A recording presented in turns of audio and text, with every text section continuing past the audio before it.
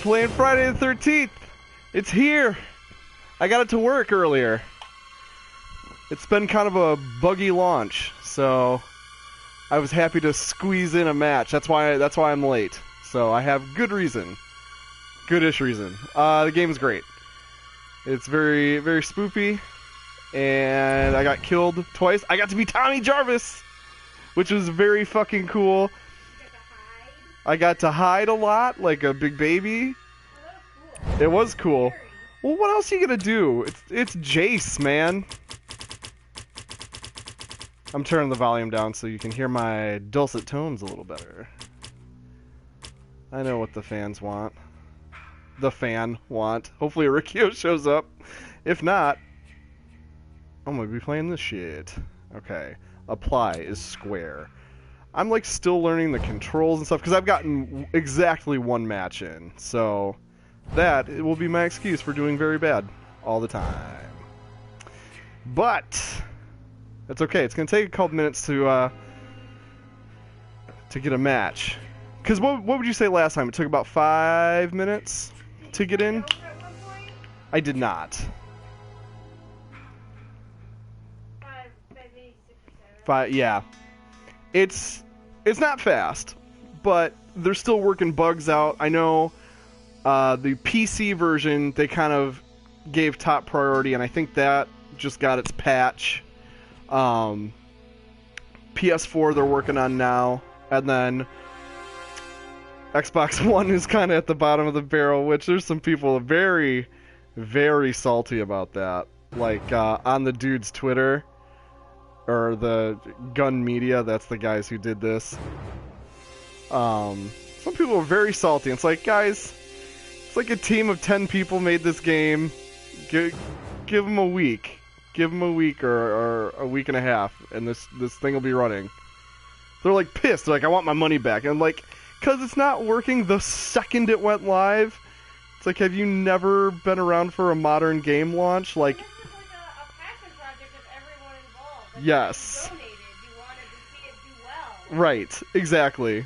But the second it doesn't perform exactly how you want, you get pissy about it. Like, I understand being frustrated.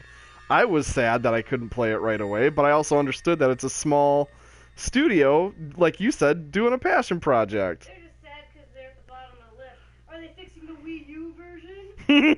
Oh, Yooka-Laylee, that platformer that's on here, I pre-ordered that for Wii U. Oh. And then they're like, oh, Wii U doesn't exist anymore, so go fuck yourself. And I'm like, can I? Well, no, I said they let everybody switch. Oh, I see, okay. To the Switch or to whatever other system you want. Or, and they actually were doing refunds too. So. Well, yeah, because like some people are like, yeah, you. Right. Well, yeah. If you only have a Wii U, then you suddenly kickstarted a game you cannot play. The Wii U is probably not getting a Switch anytime soon. Well, I think, I would love to see, unless they're Miyo news, I would love to see the numbers on that. Yeah. Because Like, Switch is doing great. Tell the people who didn't buy the Wii U Cause were pissed because they'd be like, oh, this is just the Wii. Well, they were pissed, or they didn't understand what it was, or they didn't care. So yeah, lots of people skipped the Wii U. Wubba lubba dub dub. What up, Ricky? Yo. This game works, and it's cool. We're talking about the Switch. Jess says hi too. And hopefully I have the party audio set up right, so I'm not irritating my fellow players with my running commentary, but we'll see. I feel like someone would find you through beta somehow and be like, you have to stop. Bro, shut up. Ooh, what are you? Oh, Rikio he was showing me on Tumblr. He splurged. He treat yourself a little bit and got a laptop and Saurian, which is a dinosaur MMO.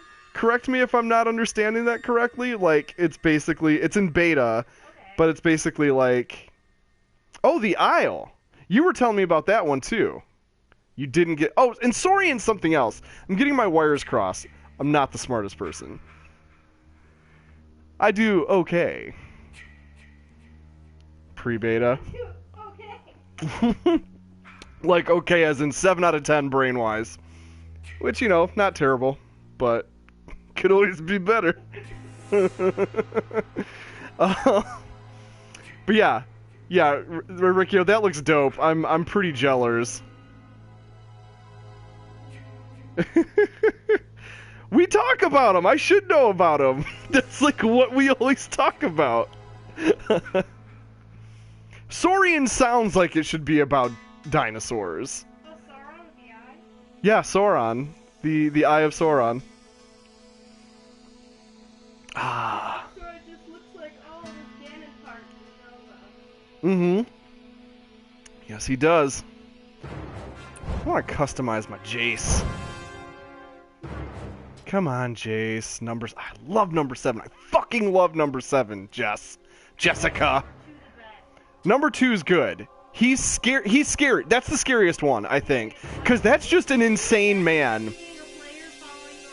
I would probably pee on myself a little bit. That's too fucking scary, but I love it.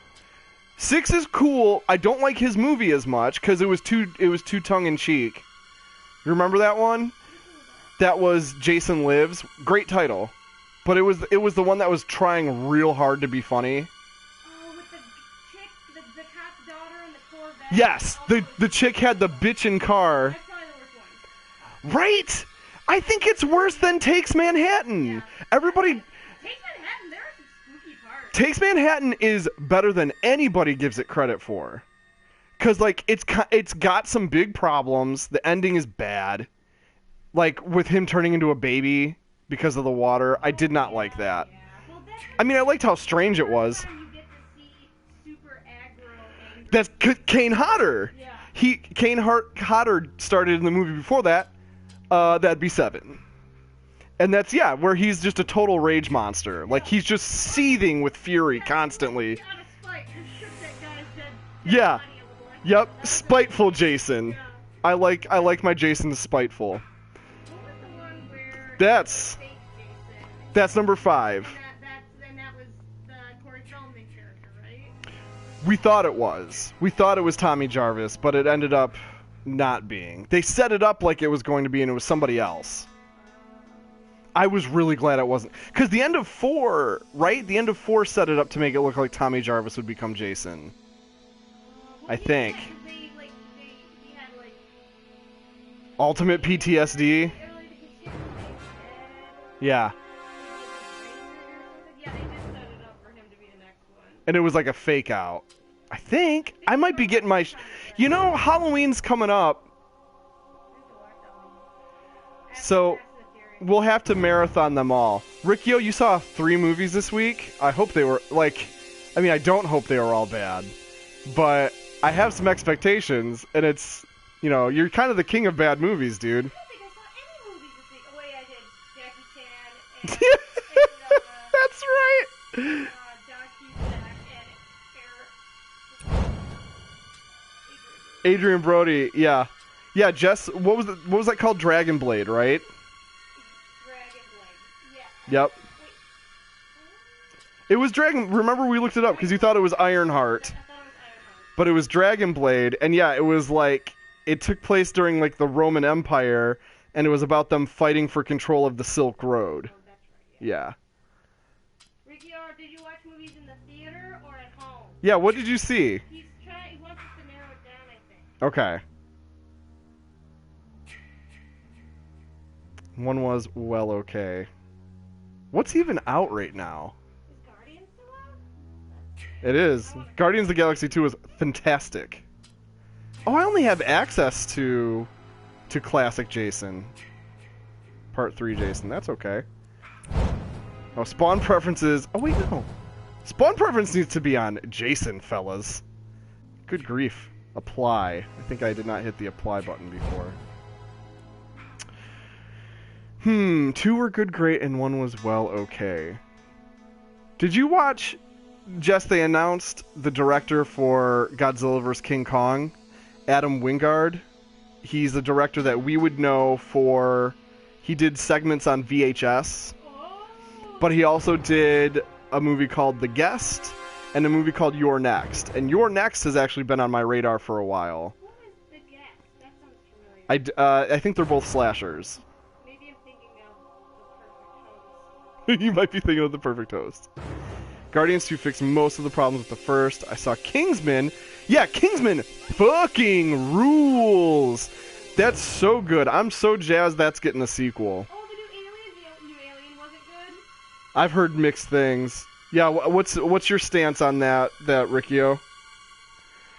Because I've heard okay, like you. Well, that's what you said. You said it was okay. That's what I've been hearing. I'm getting some Prometheus-y kind of vibes from it. I know you like Prometheus, and I liked parts of Prometheus. I liked all the original stuff in Prometheus. Because whenever they tried to tie it to Alien, when it lost me. Or when the people... To me, though, it didn't feel like, oh, remember this one? No! Oh, no, it never... No, it wasn't like how The Hobbit tried to tie in with Lord of the Rings. Exactly. But it sucked the mystery out of Alien by being like, remember that big weird engineer? Well, it's this pretty white guy. That complaint would... Okay. Oh! Okay. That's a bummer. Yeah. Yeah. How was Danny McBride? Because I fucking love Danny McBride, and I want him to get more work and different types of work. So I was jazzed to see him show up in that. Okay, good. Jason's my pref. Back. Thoroughly surprised with? Dude, I'm not even a little bit unsure about it. I'm just convinced comedy makes you a better actor. I think if you can do comedy, you can do any other kind of acting. Cool. Good, I'm glad he's good in it. Made it worth a watch. I'm down with that. I know you were kind of digging it, or you were kind of looking to it. We can rent it or something. Yeah. I can watch them in the apartment because that's somehow less real. Well, the screen's not as big. It's not as dark. But still, you watch something like VHS in here, and we're like, let's turn all the lights on. VHS scared the shit out of like I'm not even ashamed to admit that for the first time in like a decade that movie scared the fucking shit out of me. I was very upset about VHS. We went for a walk. Yep. We needed to see the real world. Yep. Oh man. Riccio, with Alien Covenant, does it feel like a beat for beat remake of the original Alien? Because that was something I was scared about too, that it would just be the original Alien with prettier special effects and younger actors.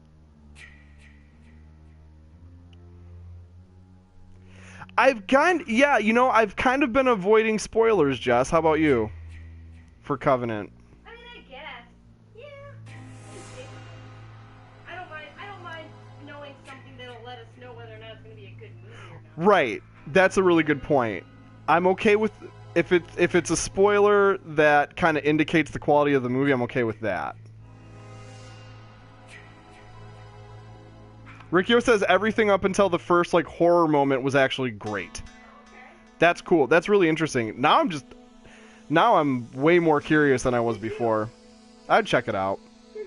I kind of am like with Alien the way you are about Terminator, where you kind of want to just see all of it just because. Yeah.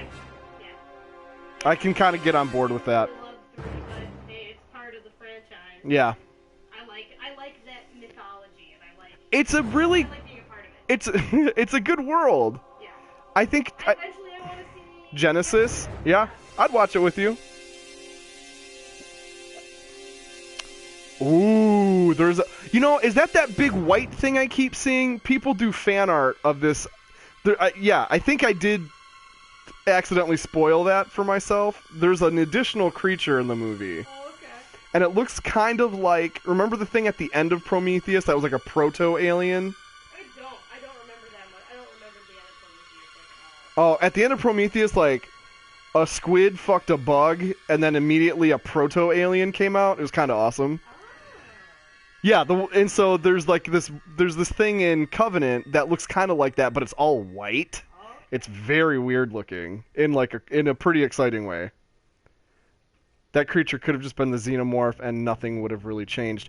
I don't see, and that's like with Prometheus kind of took a similar tack, and I don't know why. Like, the xenomorph is, no shit, easily one of the top 3 best movie monsters of all time. What was it? Were those the guys? No, The big one. at the end of Prometheus, it was because there wasn't a real xenomorph. The xenomorph is just the classic alien. Yeah. So Prometheus didn't really have those, but to kind of tip a hat to it, they had a creature show up at the very end. Oh, I see. What were the guys called that were... Engineers were the big guys, the big white guys. Those were super cool. Made the 3D look awesome. That was the best movie I've ever seen in 3D. Prometheus is the coolest 3D movie experience we've ever had, regardless of the quality of the movie itself. That was a dope 3D experience. It serves for world-building purposes, but it doesn't come across as anything that couldn't have been accomplished with the Black Beauty. Yeah. Uh-oh. What did they change about the alien? Don't change the alien. It's a perfect movie monster. There's a reason why fucking 40 years later people are still scared of that thing. It's a perfect monster. Ridley Scott's lost his fucking mind, I think. When was the last good movie Ridley Scott made? Fucking forever ago. He keeps making stuff. Oh, yeah. I know. Chestburster is a big part of why the original Alien is one of the scariest movies of all time. The phallic symbol of horror, yeah. Yeah, the heart dick. And then the vagina eaters. Yep. The vagina face Yeah. eaters. Gone! Okay, fuck this movie. I'm done. That's terrible. Maybe they were trying not to make it too much like Alien. I guess, but That's like... important. Pygmy adult xenomorph. I mean, I don't know. I get... It's making you wait on a whole session. Yeah. Yeah, I don't know. I'm gonna let it run, though, because I got in there. Instead. That's so instead of a chest burster, there's like a baby alien. That's bad, dude. Dumb. I don't know. You know, I do understand the thought of we have to change it up so the audience doesn't get too familiar with it. But that's a dumb change. That's like in Alien 3, I think they cut this out, but in Alien 3 they were going to have a facehugger infect a dog, and so there would be like a dog alien. There's a really funny deleted scene you can watch of just a greyhound dog dressed up as the alien monster running around the set, and it doesn't work at all. It looks hilarious. It looks like a dog in a Halloween costume. It's adorable. It's accidentally adorable. You're expecting practical effects. Yeah, no. Riccio, if you have not seen the dog alien, you can YouTube it. It's the funniest shit ever. Like, I appreciate the attempt, but it just doesn't work. How can they know that at this point, with the nostalgia, just jizz bucket of nostalgia for our generation and below, Yeah. above, but they wouldn't do practical There's- effects. I don't know. Well, it's cause Ridley Scott's fucking crazy now. He's an old man. He's like 175 years old. Yeah, 'cause people like, my dad used to vote Democrat. Like crazy Rush Limbaugh. Yeah. guy. They go crazy at some point. Yeah. Something just snaps in there. Oh, like Adam Carolla's nuts now. I mean, he was always kind of conservative, but now he's crowdfunding a movie about how we need to get rid of safe spaces. It's like, okay, Adam, calm your tits, bro. Been kind of rapey. Yeah. Not that. Yeah, I'm not like, oh, I'm an Adam Carolla fan. I'm sad he got old and crazy, but just like, yeah, it seems like as you get a little older, you start to When these people get. start getting named off, though, I'm like, oh, maybe I should have seen that coming. Yeah, right. Dog Alien was almost creepy. I will say that. Yeah, Dogomorph. Yes. It's a good idea.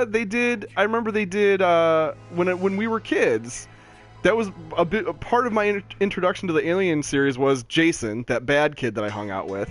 He had all the Alien action figures, and they made There was, of course, the classic alien and the queen alien, but then they also made up the bull alien and the scorpion alien, and they were like Arctic Assault Batman, exactly. Where I thought the bull alien was the dopest.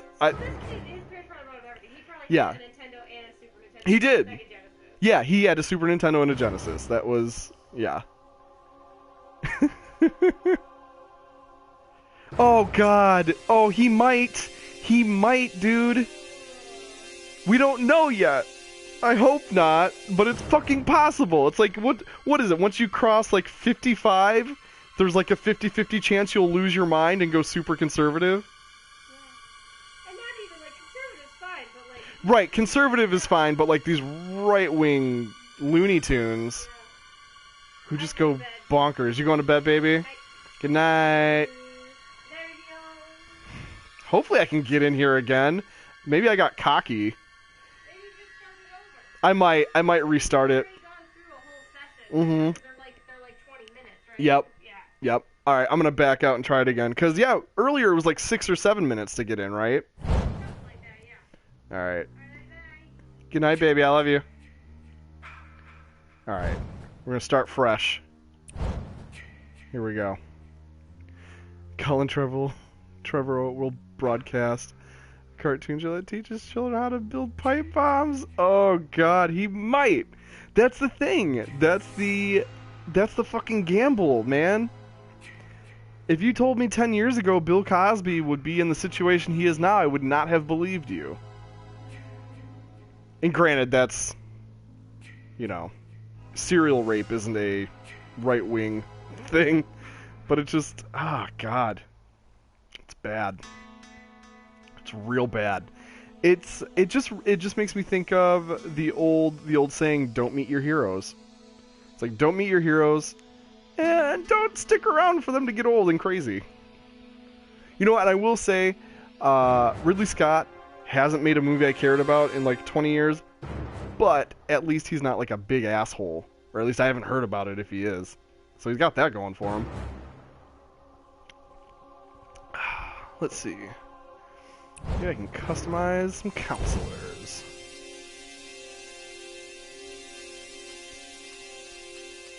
So these all unlock at levels. I can't buy them.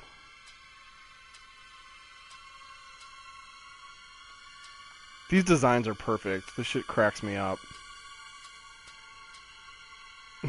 Chad Kensington. Jenny Myers, maybe a reference to Mike Myers. Let's see. Oh, that's who I was playing as the first time. Ah, boy, what's with servers? Servers and swervers.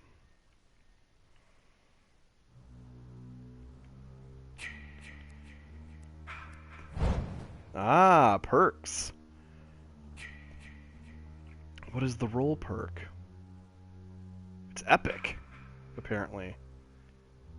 Ooh, the Isle. Oh, you were telling me about the Isle. I think you threw me a couple games to look into, and I think the Isle was the one I did not get a chance to dig into.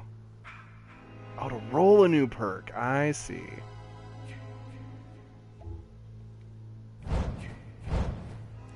Do that with Jace? Oh, I can unlock kills? Yes. Yes, please. Head chop. Can I buy it? Oh. Or does it have to be... No, white means I already have it. Okay. Non-weapon. 1,000. Backbreaker. Fuck yeah, dude. Yes. Oh. Oh, I want this game to work. I want it to work. I got in earlier. Tell me about the Isle. Because if I did research it, I forgot. I'm always kind of on the lookout for new games too. I finally just looked up Let It Die, which is free to play, and it's by Grasshopper Manufacturer, aka Suda51, and it's like a roguelike 3D beat 'em up, and kind of reminded me of like Running Man or Smash TV, but with, you know, with that Killer 7 kind of insanity to it. That seemed kind of awesome.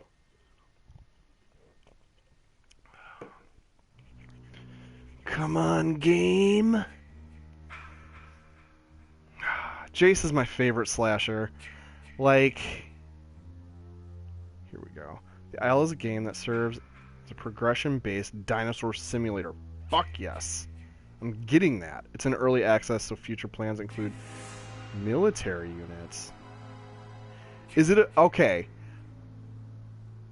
So I'm wondering, is it on Mac? Because that might have been my roadblock. Was that it was PC only, so I didn't get into it. Natives, cannibals, and few monsters that have strains that mutate your dinos. Okay, that sounds dope. I'm gonna look it up. Good luck surviving long enough to get to Rex. If I can get Dilophosaurus, I'll call it a big victory. Because he's my other than T-Rex, Dilophosaurus is my favorite. The Isle game. Okay, here we go. Maybe Mac compatible. Plus, my computer is a billion years old and not very, like, gutsy to begin with.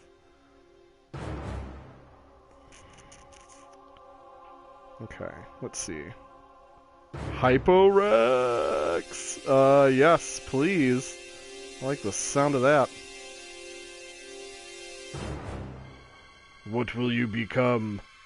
This seems dope. I hope Twitch doesn't yell at me for just sitting here. Because I think you're supposed to be playing a game. And technically I'm trying to, right? I'm making a pact. I'm not turning the stream off until I get in at least one match. Just saying it.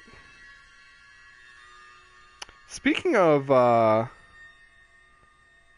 simulator games, I know this is kind of old news now, but I'm still interested in Goat Simulator because it looked hilarious, and Bear Simulator because I love that it's not really a simulator, it seemed more like an RPG, but I still love the idea of just being a big bear and eating shit. Not shit like poop, but like shit as in general term for things. Oh boy, says Riccio. Both are bad choices. Ah! Now hang on. Like, Goat Simulator, I kind of know what I'm getting. It just seemed like funny and ridiculous because you just crash into shit. Bear Simulator is unfinished. Oh. Yeah, there was some weird controversy with Bear Simulator, right? Like, PewDiePie kind of killed the game. Which is unfortunate, because it seemed fun. I watched, Penny Arcade did a first 15 minutes with Bear Simulator. They seem to have a pretty cool time. And I just loved seeing a progression tree for abilities like smelling and swimming and stuff like that. Goat Simulator as a parody of simulators fails. Please tell me why. That is fascinating. It just seemed like a funny game where you just crash into shit. I did not think about it on a deeper level than that. Where does it say? I'm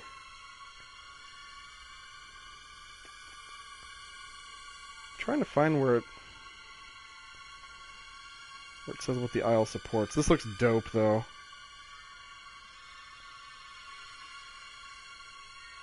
I'm glad. Wow, this Isle's been out since December 2015?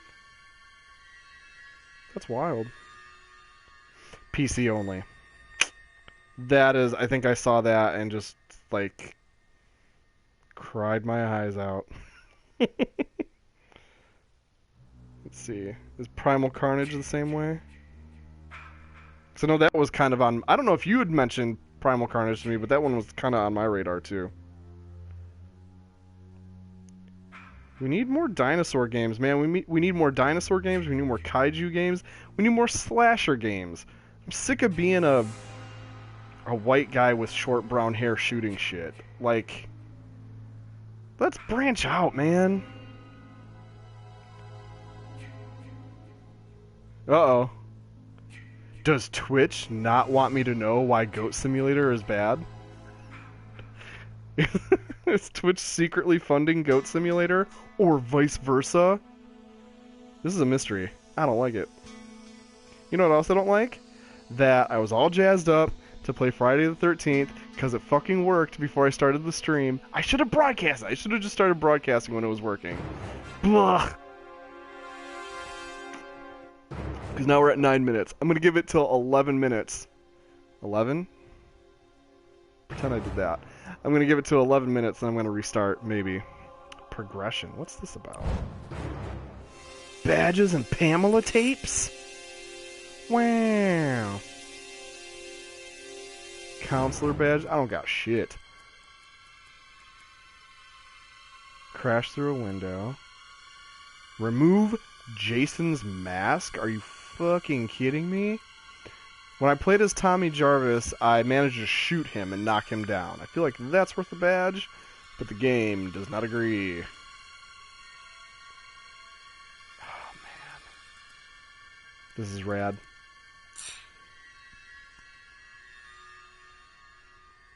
Oh, my entire reaction to the aisle. Basically, it's PC only, so I can't play it. So I think I saw that when I was looking it up and kind of checked out. Which is too bad, because it looks sweet. And then I was asking you about Primal Carnage, because that's another dinosaur game that I was kind of on my radar. I can't remember if you had recommended that or not. But we shall see.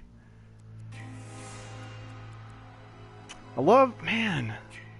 And then, yeah, and then I kind of started rambling about how I wish we had more slasher games and more monster games, because it seems like a genre that doesn't get any love, and it seems like it'd be a perfect fit for a video game. But I thought the same thing about westerns too. And Red Dead Redemption came out, and it was like one of the best games ever. And I was like, okay, here comes a wave of western games. And I'm still waiting. Ooh, had to switch out to the Phone-A-Reno. That's a bummer. We got a couple of viewers in here. Hi, guys. This is Super Apartment Friends. I'm Matt. And I got to play this earlier. I swear to God. And I wasn't broadcasting, which was a mistake. So we're at the 11-minute mark. I think...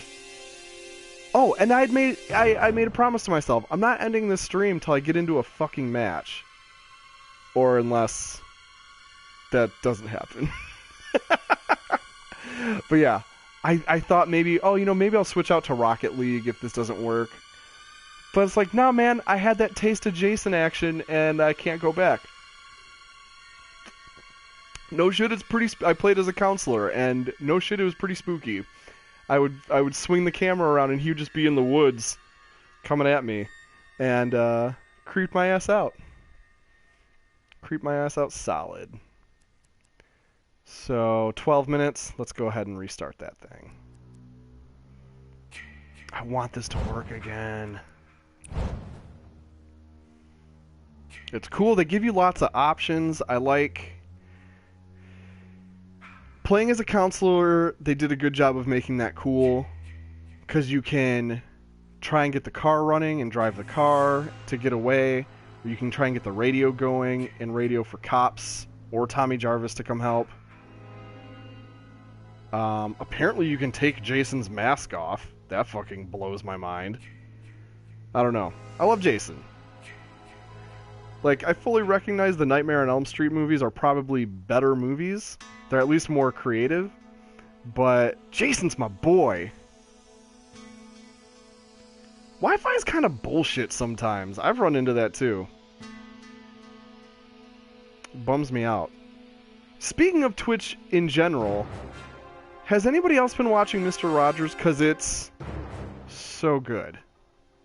I watched Mr. Rogers as a kid and took the show for granted, but I did like it. I wasn't one of those kids that was like, oh, I hate this, or it's boring, or whatever. I did like it as a kid, but I didn't realize how special it was until I got older, and saw how shitty life was. And then you go back and watch Mr. Rogers, and it's like, wow, this is like a really powerful force of pure goodness. And it's funny, Jess did not watch Mr. Rogers as a kid. She wasn't into it, which I get. It's like a slow-paced kind of super chill-out show, which kids aren't really in the mood to chill out. They usually want, fart jokes and action and stuff. I was that way. But she really appreciates it now. So it's been really cool watching it. I should have posted a thing on social media like, hey, we'll be in the Mr. Rogers stream, so we can come check it out. But I might do that tomorrow. We'll see how tomorrow goes. I really want this game to work. I hope I'm not jinxing it. But maybe I am.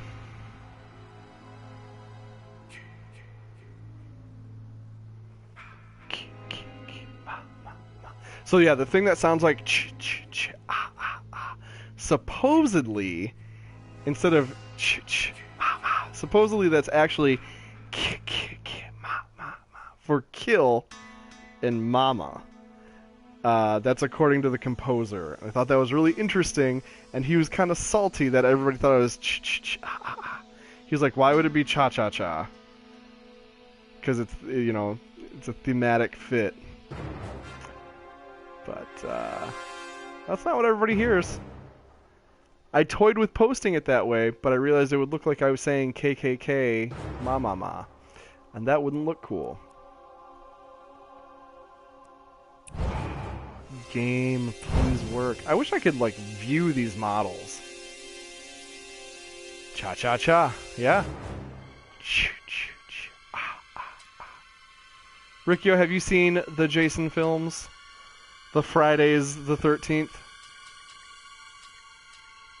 If so, which ones do you like? Which ones do you not like? If not, why ain't you watching this shit? Right, yeah, no shit. I can't, it's unbelievable. Everything about that is just so disheartening and craptastic. So let's talk about Jason killing kids. There's a good topic. You've never seen a Friday the 13th film, Riccio. You're making a big mistake, my friend. I would request that you correct that sometime around Halloween. I recommend doing a double feature of 3 and 4. The bare minimum. The bare minimum you want to do. For actual good Friday the 13th shit, watch at least 3 and 4. Then for extra credit, hit up 1 and 2 and 7. 7's actually my favorite, which is a weird choice because 7, they scaled back the gore because they got pressured by the MPAA, which I'm very sad about because I think legit 7 would be the best one if they didn't have to dial down the gore. As it stands, it's still good because 7 is basically Carrie versus Jason. It's not actually Carrie, but it's the same idea, and it's fucking dope. Plus, it's Kane Hodder playing Jason, and Kane Hodder is the man at playing Jace. Oh, yeah.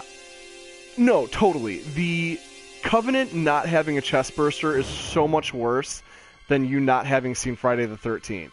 Because you can go watch Friday the 13th. We can't change the fact that fucking Ridley Scott lost his mind. It was like, chest bursters, we don't need them. That's bad. It's real bad. But you can go watch Friday the 13th. It's not too late. So yeah, for good Friday the 13th, you gotta watch 3 and 4. For extra credit, you could hit up 1, 2, and 7. And then, for hilariously bad ones, Jason X. It's all about Jason X. If you want more campy Jason, Freddy vs. Jason's a good choice. But Jason X is some of the funniest shit I've ever seen in my life. It's the funniest slasher movie. And it's batshit crazy. It's so good. that like I love their selection of Jasons in this game because they have a good swath of human Jasons and zombie Jasons, but they really missed out by not putting fucking robot Jason X Jason in there because that shit is toit. You know, when I get better at the modern internet and Discord and shit, I might host a Jason marathon. I think that'd be fun. I fucking love those movies, man. Like I said, Nightmare on Elm Street is maybe a better series. It's for sure more imaginative, and Freddy's just a great character, but Jace is my boy. So I'm really hoping we can get in this game. Come on, game! You gotta work for me.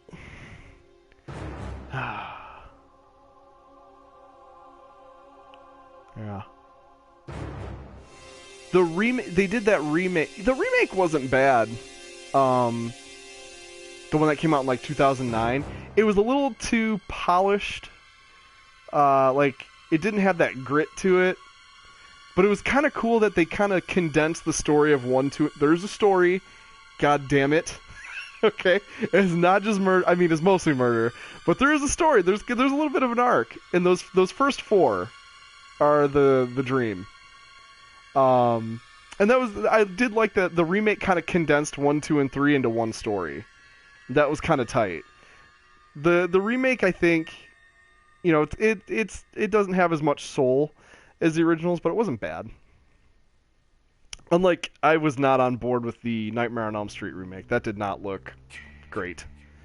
I didn't mind casting Jackie Earle Haley as Fred. But at the same time, Freddy is so iconically Robert Englund.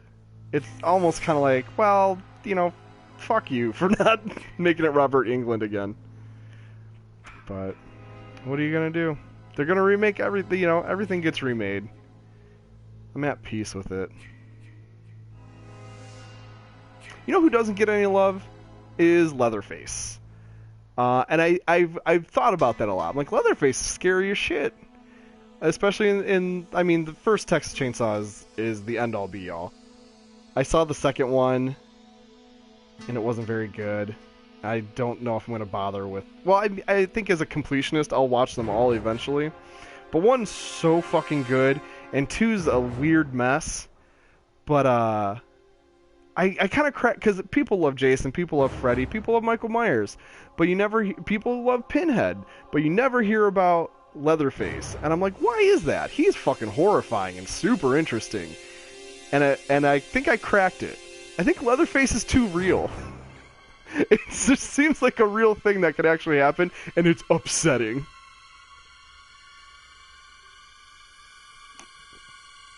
Okay, yeah. What's the deal? Please fill me in on Covenant. What the fuck they were thinking. Ah, speaking of Xenomorphs and all this slasher shit, I still gotta pick up Mortal Kombat X, because all my homies are in there. Because it's called a Protomorph. Come on. That's so weird. This prequel thing that Ridley Scott is obsessed with is so strange, and I'm not in love with it. I don't get why he does it. I think he's just crazy now. See, here's all I want out of an Alien movie at this point. Because the first one's a classic, the second one's a classic, and then there's been a bunch of all over the place kind of shit in between. Just build a good horror story around that monster. That's all I'm looking for. I don't need you to reinvent the wheel. I'm fucking sick to death of prequels and backstory. Like, you gotta leave some shit to the imagination. Like, that was the biggest mistake of the Halloween series, was going back and explaining Michael Myers. Don't explain him! The fact that he did this, the fact that he goes fucking crazy and starts killing people for no reason is literally the reason why he's scary. It drives me nuts, guys. You know what else drives me nuts? That I got to play this game earlier. I didn't stream it, and now that I'm streaming, it won't let me play. Oh! Satan answered my prayers! Rock and roll! Fuck yes. Thank you, Lucifer. We're doing it. You didn't like Life. That's it. I was curious about Life. It looked pretty cool, but I heard super mixed things about Life. I'm kind of a sucker though for just sci-fi horror, like just trap a bunch of people in a fucking spaceship with a monster, and I'm kind of there. It's one of my failings as a person. I wonder if I'll get to be Jiggity Jason. Life did seem like Discount Alien, but it seemed like Discount Alien in kind of like almost like a classy way. I don't know. I kind of respected what Life was going for. But maybe it's just a good trailer. You know, it might have just been a really good trailer and good production values and a good cast. I don't know. I'm gonna give Life I'll give Life a chance. That sounds like a weird bumper sticker. Yeah, come on, these two guys. What you doing? And this guy. Me, Ebomi, and King Ace pair know what's up.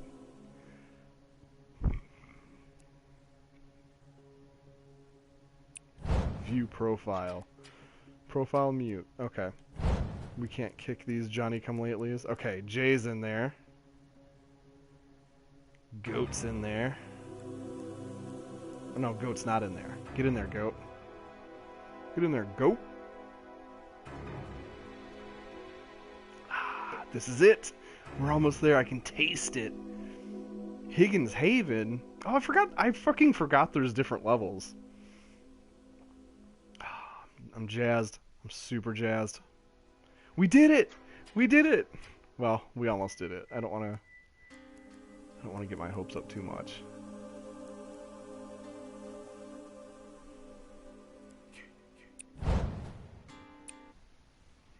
Oh, goodness. Oh, no! What have I done? Back. Oh, we're waiting for more... Okay, we gotta fill out the whole crew here. I see. Can you tell I don't play a lot of online multiplayer? I'm like, dude, what's this? Oh, man. Movies don't ruin my childhood anymore. I'm happy to say I'm past that phase. If I can survive the Ghostbusters remake, I can survive anything. Fuck, if I could survive... Look at my three favorite movies of all time have all had lackluster remakes. Ghostbusters, Godzilla, RoboCop. Fucking... And we can just go down the list. Total Recall had a lackluster remake. Oh, I know there's more. I don't know. Those ones were hard to get through. I mean, hard to get through. I'm fucking fine. Didn't ruin my childhood. The old movies still exist. It wasn't even scary. Fuck, man. Like I said, I'm not looking for the moon with a new Alien movie. I just make a scary movie that has the monster. That's all I want. I won't forget RoboCop because it's a fucking bummer. RoboCop's my #2 favorite movie of all time, and I got that boring-ass PG-13 remake. Travesty! Oh, and The Thing had a prequel, which is as bad as a remake.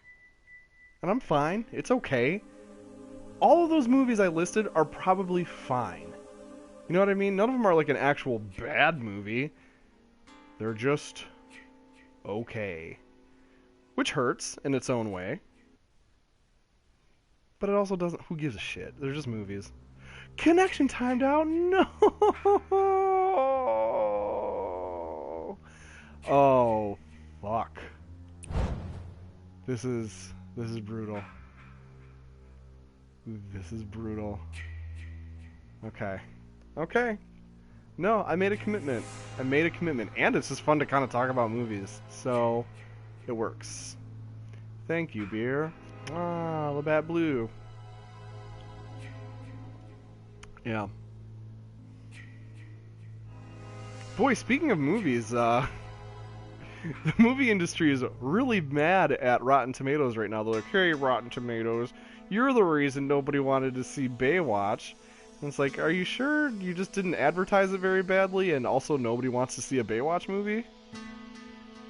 It tried its damnedest, but it just wasn't frightening.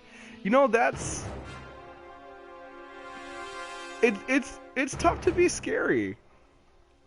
And truly scary, too. There's a big difference between just, like, relying on gore and jump scares. And there's a difference between doing gore and jump scares well. Because I think there are... some people kind of get down on jump scares. And I understand getting down on the bad ones. Or the cheap ones. Those are shitty. But if you earn your jump scare, I respect that so much. Like, Until Dawn. Fucking... Like, it's mostly jump scares, but it fucking earns those jump scares, man. They build up that tension. They just ratchet it up. And Until Dawn is super cool because, like, you're doing it. Like, that's to me, that's almost like the ultimate... I think games might be... When games do it right, they can be the ultimate horror medium. Because that's as immersed as you can get. I don't know. It's interesting to think about. But yeah, but creature horror can be tricky, right? And that's why Alien and the Xenomorph is so good, because it's so consistently scary and it's so well designed to be scary. Like, nobody's scared of Frankenstein anymore. Nobody's scared of Dracula anymore. Because they're too familiar. At the time, they were fucking horrifying. But then, there was this weird movement in the 60s to turn them into cartoon characters. And kids' characters, and then they stopped being scary. But if your monster's goofy, it's not scary. And there's a real thin line between a goofy monster and a scary monster. Kamada-kun rides that line on purpose, and it's delicious and fucking weird. You know, it's been forever since I watched Super 8. The thing that stuck with me about Super 8 was it had the best kid actors I'd ever seen. Those kids were fucking fantastic. They did such a good job, and they nailed that mid-80s Spielberg vibe really well.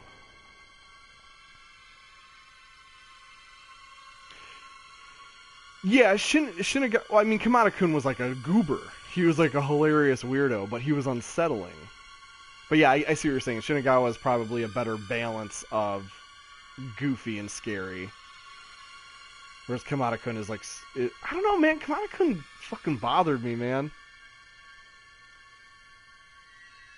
I think because it was so goofy and it was so weird, but it was still killing dozens of people at a time. I think that's what weirded me out about him. What else is coming? So you saw Alien Covenant, you saw Guardians of the Galaxy 2, and you saw Kingsman. I'm trying to think of... This is another one of those kind of weak summers for blockbusters, isn't it? Because I don't trust DC to make a good movie, but Wonder Woman has like really good reviews, and I want Wonder Woman to be good. But like I said, I don't trust DC, so I don't know. I might hold out until like a person I know has seen it.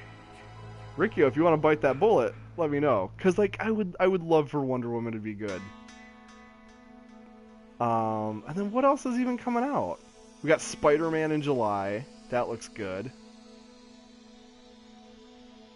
Came out in March and February. I know it's not very cool to like superhero movies still, but I'm looking forward to Spider-Man, and I'm super looking forward to Thor Ragnarok, because that shit looks crazy cool. And it's fucking Taika from Flight of the Conchords directing it, so I think that's gonna be a lot of fun. And I think that's kind of it.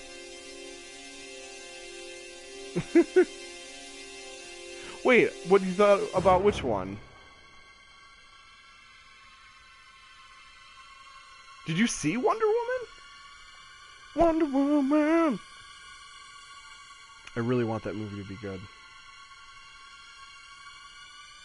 I want DC to do well, but they just are not.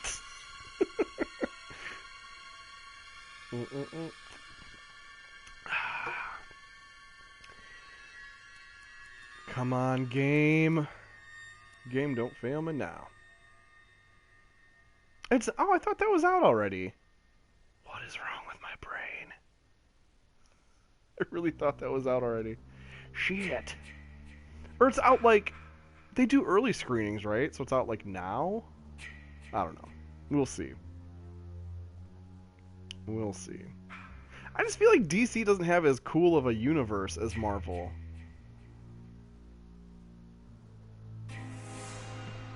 I don't know. I think it's really hard to do a good Superman movie. We haven't had one since the fucking 70s. So, like, I don't know. Somebody got to revive Christopher Reeve or something.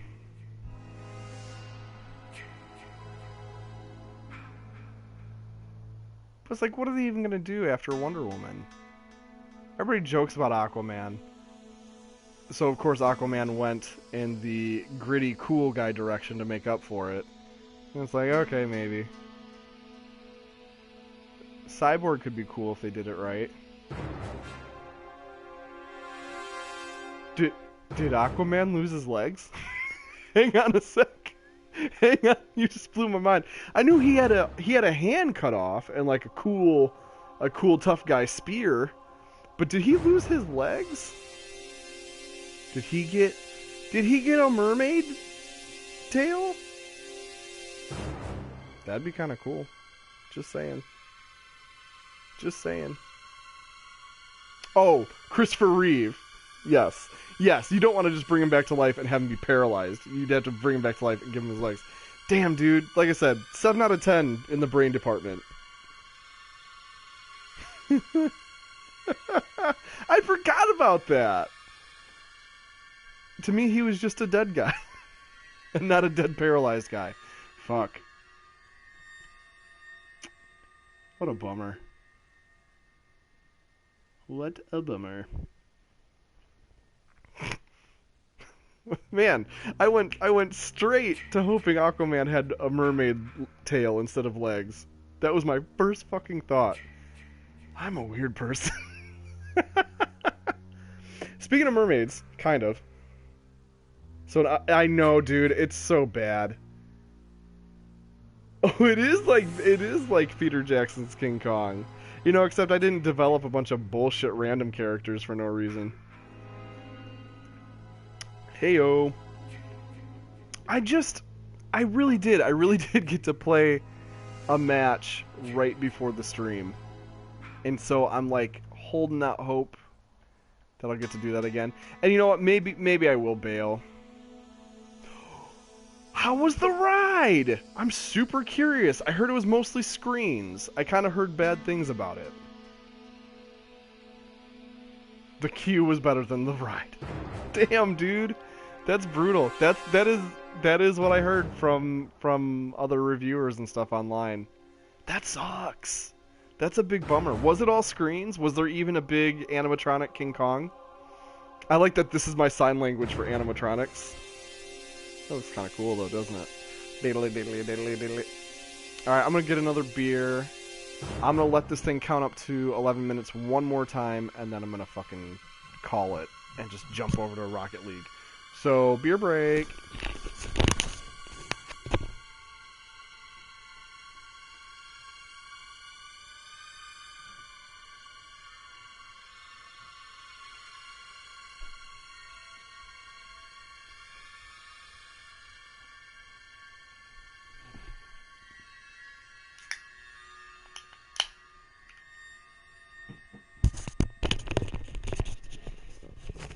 That sounds dope. Like, Disney does that too, where they, since they know you're going to be waiting in line forever, they make the line super cool. And because when you first say that, when you say like, "Oh, the line was better than the ride," that sounds like just a really brutal review. But sometimes the lines are really fucking cool. Like wanna like most of the rides at Disney do that. Mostly screens. Lack the acceleration speed. That's a bummer, man. Cause like Universal's most famous ride back in the day was Kong Frontation, and it had you're on like a tram, and it went by a big, like torso up animatronic King Kong, and that's dope. That's what you do. There is an animatronic, but it's kind of just thrown in there to say, "Hey, remember we used to have that." That sucks. Oh, that bums me out.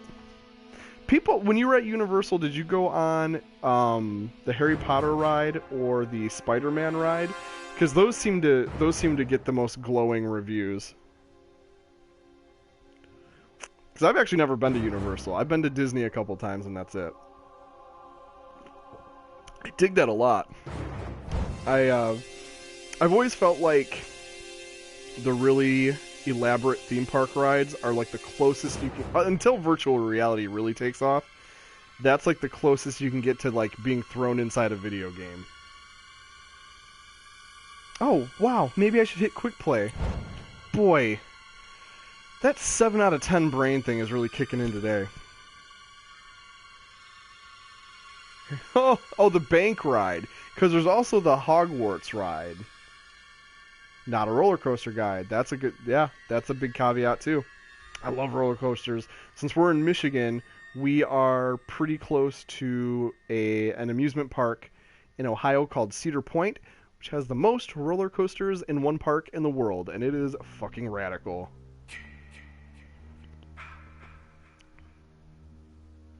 Horrific in a good way? Because I've heard good things about the Jurassic Park boat ride, right? It's like a river raft. Because I've heard that's good. And I thought there's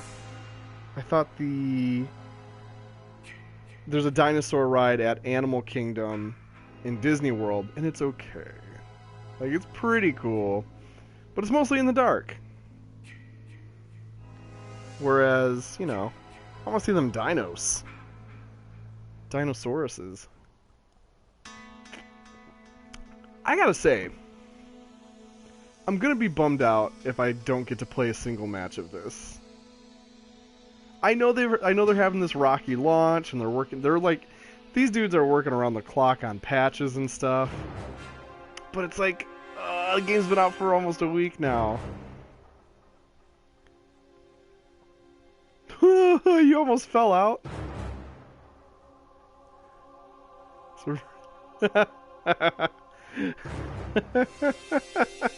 So yeah, that's not the kind of fear they were going for when making the ride.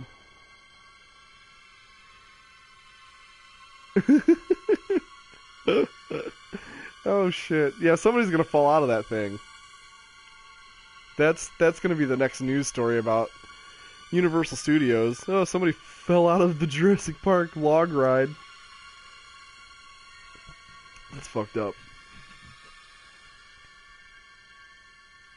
That's the thing. Universal Studios always kind of seemed like the Kmart to Disney World's whatever's better than Kmart? I don't know. So that's funny to get some confirmation on that. Oh, no straps. Holy shit. Oh my god. They must have, there's always those rides, there's always a team of engineers kind of working everything out. Yeah, the Harry Potter stuff seems rad. And I don't know if you saw this, but they announced a few months ago they're doing a Nintendo Land. And that gets my ticket money, dude. If I can ride a Mario Kart and meet Link, that gets my theme park money for sure. And the Simpsons thing seemed kind of cool too, in kind of a weird way. That's one thing that seems kind of cool about Universal is that they go hard on just like, here, do you like this one movie or TV show? Boom, here it is. Oh, that's right, and yeah, and Disney's doing Star Wars Land. God, that's a tough call. Nintendo Land will not be Pixels the ride. How dare you say that? How dare you? Mario is so much better than Pixels. Riccio, you haven't seen a Friday the 13th movie, and you're calling Zelda and Mario Pixels. I don't know, where is this coming from? Who hurt you? Is it this terrible stream? They have a what? Hank, what do you mean they have a Jimmy Fallon ride? What are you talking about? How could this be? Uh-oh, the ultimate kick in the balls. What is this? What are you gearing me up for? I'm scared now. Oh, that's fine.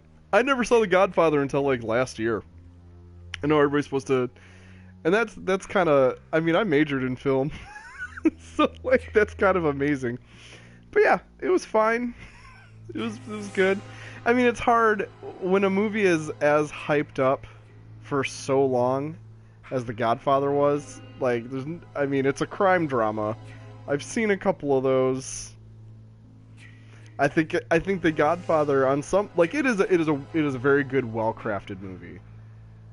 But people act like it's the second coming, and I think it's one of those you had to be there at the time kind of things.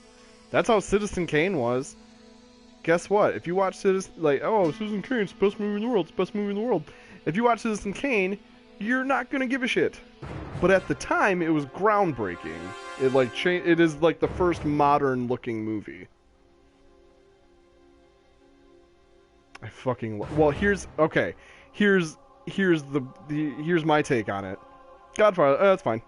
Fargo is fucking fantastic, and I rewatch it semi-regularly. Whereas Godfather, I saw it once, I'm like, I'm good. So, yeah, I'm kind of with you on that. Fargo's terrific. Now, I have heard with The Godfather, a lot of people, it's kind of a Star Wars situation where people like 2 better. You know, Godfather 2 / Empire Strikes Back. So, and I haven't seen 2 yet. So that'll be, I'll check that out eventually. Yeah, I don't know. I mean, it's like Scarface. Everybody jizzes their pants about Scarface. And I saw it, I'm like, oh, that's fine. It's like 3 hours long, and you already know the best lines. It's weird. It's weird. If you didn't catch those at the time, it's weird going back and watching them now. I will say, Casablanca is fantastic. That holds up. You can watch that right now, and you'll have a great time. And On the Waterfront, Marlon Brando movie. That is the movie. It's quoted all the time. I didn't even know where the quote was from. But On the Waterfront is the movie where he goes, I could have been somebody. I could have been a contender. And that you've heard that line a billion times, and you don't care. But if you go back and watch On the Waterfront, when he says that fucking line, it is heartbreaking. It's so goddamn good. So go watch, like, if you want to watch a classic movie, watch Casablanca, watch On the Waterfront. That shit will move you. Godfather, yeah, alright. Scarface was good. Totally. I agree 100%. Scarface is good. But the whole rap community has been telling me for 20 years that it's the hottest shit ever, and I'm like, well, it's good. Right, Pacino. Exactly. I'm not gonna watch... I'm sorry, 1930s film fans. I'm probably not gonna watch the original. Yeah, I was talking about the Pacino one. It's cool, and you know, maybe I should rewatch it. Scarface, it's been a while since I watched it. Maybe I'd like it more now. My tastes have changed. I've matured as a film fan. Ah, fuck, we're coming up on 8 minutes, and we're not in Friday the 13th. Jason, how could you do this to me? Jason, I love you.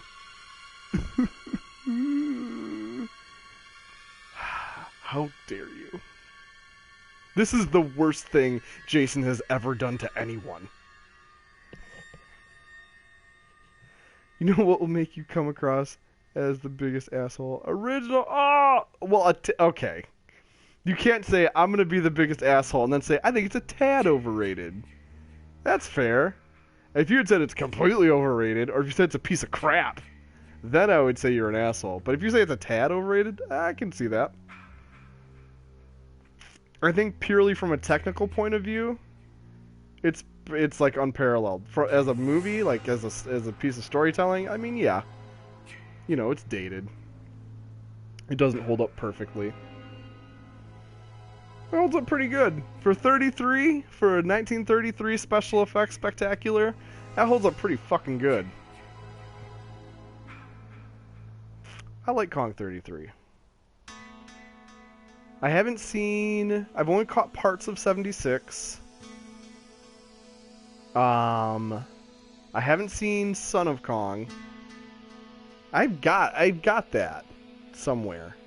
It's on some compilation disc somewhere. I want to see Son of Kong. I haven't seen either of the Mighty Joe Youngs. My Kong knowledge is spotty. I didn't realize that until Skull Island came out. That like I've seen like less than half of the Kong and Kong adjacent movies. I have seen, of course, I've loved 33 Kong. 05 Kong is almost good, but it's also bad. Skull Island I've seen. Both the Toho Kong movies I've seen. And I've seen Mighty Peking Man, which I went into that thinking like, oh, here's our trashy not Kong. It's fucking great. I had a ton of fun watching Mighty Peking Man. I guess the one to look out for, I guess the real sleazy, crappy one to look out for is Ape, where it's capital A asterisk, capital P asterisk, capital E. I guess that's the real turd. And I haven't seen that one yet. But Mighty Peking Man was a lot of fun.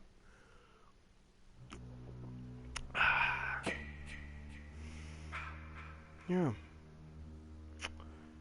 We're coming up on 11 minutes. Riccio, I think I gotta fall back on Plan B, and I think I'm just gonna do up some Rocket League or something. This is such a bummer. You know what? Okay, I'll let you weigh in, cause you've stuck it out. Should I bail on this, or should I play Rocket League? I'm not gonna do anything until you weigh in. Cause I'm right at that tipping point where it's like we've come so far, we should keep trying, but maybe not. The old sunk cost fallacy comes into play. 0 out of 10 worst stream. Riccio, you're nothing if not honest. I appreciate your brutal honesty. I can't tell what kind of smiley that is. Is that a frown? Is that a frowny face? Specs like... What do you mean specs? Spectators? I do need spectators like you. Fucking keep me real, man. Keep me grounded. The tongue one. Okay. Here's the amazing thing about the tongue emoji. Does that mean, is that like a playful, like, I'm sticking my tongue out and playful, or is it like, gross, like, or is it up for interpretation? We'll never know. For real though, weigh in. I see we got another viewer too. Hi, I'm Matt. But yeah, weigh in. Should I stick it out? I've been trying to get in for like an hour, so I'm trying to decide if I should bail. Or if I should bail and play Rocket League or stick it out and do this. I need your deluxe Elite Gamer hardware. Do you have a... I'm on a PS4, man! The Stanley Kubrick emoji. So that means it's super overrated. I like Kubrick. I couldn't even deliver that joke correctly. He's kind of overrated, though. I don't know. That fucking... Did you see that documentary about The Shining? I think it's called Room 213. But yeah, I went in thinking... Jess watched it with me.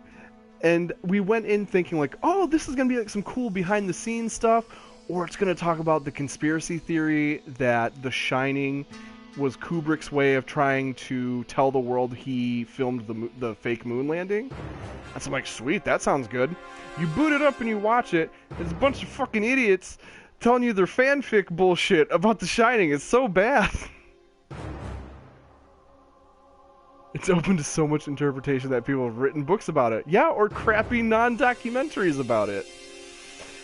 Yeah, Room 213 was amazing. I think the kicker for me was one of these goobers analyzed the scene where Jack Torrance is interviewing for the job, and they claimed that the guy interviewing him was making like phallic gestures because he like picked up a book and like happened to hold it near his crotch or something. He's like, that's his dick. That's how he's saying he has a boner. I'm like, movie, you're killing me. You haven't seen the documentary, but you've seen a portion of the Made for TV one with the guy from Wings. I've seen that too, actually, or most of it. I don't think I saw the whole thing. I remember a weird kid that I was friends with in middle school was obsessed with the hot lady in the bathtub who becomes a disgusting lady. And I think he was really excited to like prank me with it. He's like, hey Matt, check out this hot naked lady. And then she turns into a gross lady. I'm like, okay, I mean, this is creepy, but like, what are you trying to get out of me? And I think he was disappointed that I didn't go from like boner to vomiting or something. Yeah, overanalyzation. It's a real thing. Well, okay, if I need... Hey, you did it right. The composer would be so happy that you know it's instead of well, and Enrico, if you're like, is this your way of saying I need to abandon this for Rocket League? Here, I'm gonna restart this. Also, just while you decide, I want a firm answer from you. I want a firm answer. I want this game to work so bad. This is breaking my heart. My twisted, shitty little murder-loving heart. It was so great. Let me tell you about it, what it was like when I got to play it. So I was a counselor, and I was the counselor that kind of looks like me. Here, I'll show you him. I was this guy. And I think I was the first kill, because it was Jason it was Friday the 13th Part 6 Jason, so we had a spear, and I'm just running through the woods because I'd never played before. I'm like, oh shit, and I kept kind of getting away, and then he does the thing where he jams the spear into the ground and just slides my head through the spear. It was awesome. I died like a couple minutes in. Shut up, Riccio! You know I'm not good at any game ever. You watch you watch me suck at games every week. You know how this goes. That's not the point of the story. I mean, it's kind of the point of the story. I do. I drink all of the Mountain Dew Dorito milkshakes. No, it was really fun though. He jammed my head through a spear and then I fucking died. And you get to spectate after you die, so it's like you get a little Jason movie, even though you died. And for Brunchper, that's amazing. That took me a minute to figure out, but I really like Brunchper. He killed me, and I was like, oh shit, I'm out of the game. But then I got to watch, you could spectate, and you can jump from person to person, and watch them fucking run in terror from Jace. And it was really fun. And then somebody got the radio working and summoned Tommy Jarvis. And I got to play as Tommy Jarvis, who comes with the shotgun. You don't know who Tommy Jarvis is because you haven't seen these movies yet, but he's pretty cool. And it's neat that they give, you know, the loser player a chance to play some more. And I was doing good actually. Blasted homeboy with my shotgun, knocked him down, and I was the second to last person standing, so maybe I'm a little more elite than you thought, smart guy. So, yeah. It was really cool, and I would really like to play it again. I would really like to play as Jason, but we'll see.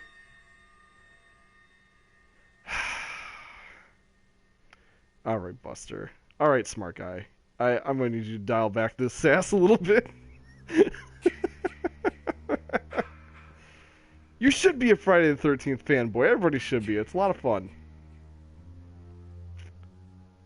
Alright. No, I think what I'm going to do is... Well, shit, at this point, I feel like I should just stick it out.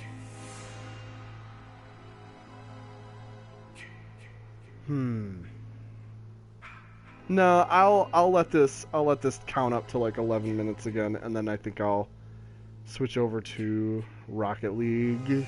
I think I'd like to play something tonight. Something besides Disappointment the 13th. Ah, Jason's so cool though.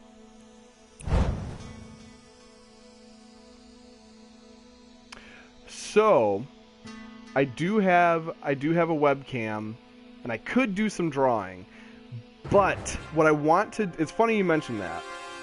What I want to do, though, is have a this might sound crazy, but I want to have a second webcam set up. So you got one pointed kind of like this, so you see me drawing. And then I want to rig up... it'd be kind of ghetto, but I kind of want to rig up something that kind of holds the second webcam above what I'm drawing, so you can actually see what I'm doing. Alternatively, I will probably just take the plunge and buy Manga Studio and just do it on the computer. So that's probably what you meant. I'm realizing that's probably what you meant. That'll be a next step. And it's funny you mentioned that because I am almost done drawing the prototype version of my board game, Warbot, tentatively titled Warbots. It'll probably change to something else, but yeah, I'm really excited about that. You draw from a deck and you build crazy fighting robots that have, chainsaw arms and laser gun arms, and you can put fucking 4 heads on it if you want. And you use it to try and kill your friends' warbots. They're all doing the same thing. And I'm pretty excited about it. I've been developing it for maybe about a year? It's always been kind of a back burner project for me, but the prototype version's almost done, which means I'll get to test it soon. And then if it passes my testing, I'll be able to test it with my friends soon. And that's the thing. So when I get past this prototype phase, very cool. We could collaborate. We've bounced ideas off each other. I always get a kick out of doing that. Kaiju board game is knocking around. I've got notes. I've got notes on a Kaiju board game as well as a Kaiju RPG, and I haven't cracked that nut yet on which way to take it or which way to which direction to take with it. I don't know if anybody would want to play a Kaiju RPG. I don't know if there's a couple out there. There's at least one Kickstartered one, or one like fan project that somebody made. And I had some ideas for it, but I can't pick one direction for it. I either want to do a Kaiju board game that focuses on monster wrestling, or an RPG, which basically would just be and they both end up just being an ecosystem for monster fights. You know what I mean? I don't necessarily have a fully fleshed out game designed around either one, which is funny. It's funny how that works, because Warbots jumped into my head after playing a really fun and funny board game called Epic Spell Wars, Wizard Duel at Mount Skullsfire. It has a really long, ridiculous name. It's a lot of fun. It's fast, and you build spells up to 3 cards at a time. And so that was my inspiration for Warbots. I'm like, okay, because I love wizards. I'm like, sweet, this is a sweet game. But I also love, and I love Wizards, and there's that Mount Skull's Fire game. I love Kaiju. There's a board game called King of Tokyo and a sequel game called King of New York. They're excellent. So I'm like, well, they already covered Wizards and Kaiju. What's left? Oh, fucking robots. So cranked out Warbots, but the Kaiju stuff is knocking around in my head because I love King of Tokyo and I love King of New York, but ultimately they are a really fun version of like Battle Yahtzee. And I'm like, well, okay, I could maybe do something different enough to be cool. And then today, no shit, today, I had like a down moment at work, and a board game where you and your friends play as raccoons stealing garbage from around the city jumped into my head, almost fully formed. I had to start scribbling notes. I'm like, oh my god, it's all here. And so I think I call it Trash Bandits, and that'll be my next one after Warbots. So once I get Manga Studio, I'll probably do some creative streams where I just sit here and draw fucking cards for board games. And it'll probably be a lot cooler than me being on the loading screen for the Friday the 13th game. So, you know, there's that.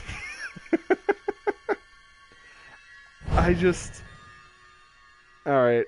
We'll let this count up to 11 minutes, and then I think I'm bailing. I think I'm gonna bounce and do not bailing, but I'm gonna back off for a second and just play some Rocket League so I can play fucking something tonight. But frankly, it's just fun to talk. Hey, yes, there you go, dude. So I've written 2 rough drafts for 2 different novels, where I've written a rough draft for 2 different novels, and the hardest part, well, every fucking writing is hard. Every part's the hardest part. The most important part, though, I think, is getting a rough draft done. So if you're cranking it out, if you're getting it done, don't even think about whether or not it's any good. Just get it done, because in writing, the rough draft is always bad. And if you go, and that sounds negative or mean or shitty, but really it's really freeing. That's your philosophy. Just get it. Yeah, man, just get it done. You cannot just don't expect your rough draft to be good. Expect it to be like the skeleton of your final draft. And then you can fucking get it done. That's how I got my 2 rough drafts done. Now granted, you'll notice that I got 2 rough drafts done. I did not stick around and revise and rewrite them. I think that's the hard part. And that's why I said every part's the hard part. Because for me, getting over my ego and getting past this idea that like the rough draft would be good, you gotta get past that. Otherwise, you're never gonna get your rough draft done. It's fucking hard, man. And I think my mind and my talents are aimed more at game design. But we'll see. We'll see when I get to the solo testing phase for Warbots. I might test it. I'm so scared that I'm going to test it and it's just going to be unplayable, or just fucking awful. We'll see. Cuz yeah, I'm wondering if I overthought it or made it too complex. Cuz that's one of the beautiful things about King of Tokyo and King of New York and Duel at Mount Skull's Fire is they're all pretty pick up and playable. And so I want Warbots to fit that fast pick up and playable mold, but I don't know if it does. It might be too complex. All right, 12 minutes. Friday the 13th. You're breaking my balls and my heart. I think it's time to cut our losses and play some Rocket League, because I would like to play an actual game tonight. I'm gonna keep trying this shit though. Like, I might try it for a minute right now, just for funsies. I'm gonna give it like 6 minutes. I don't want to give up on this, but I will.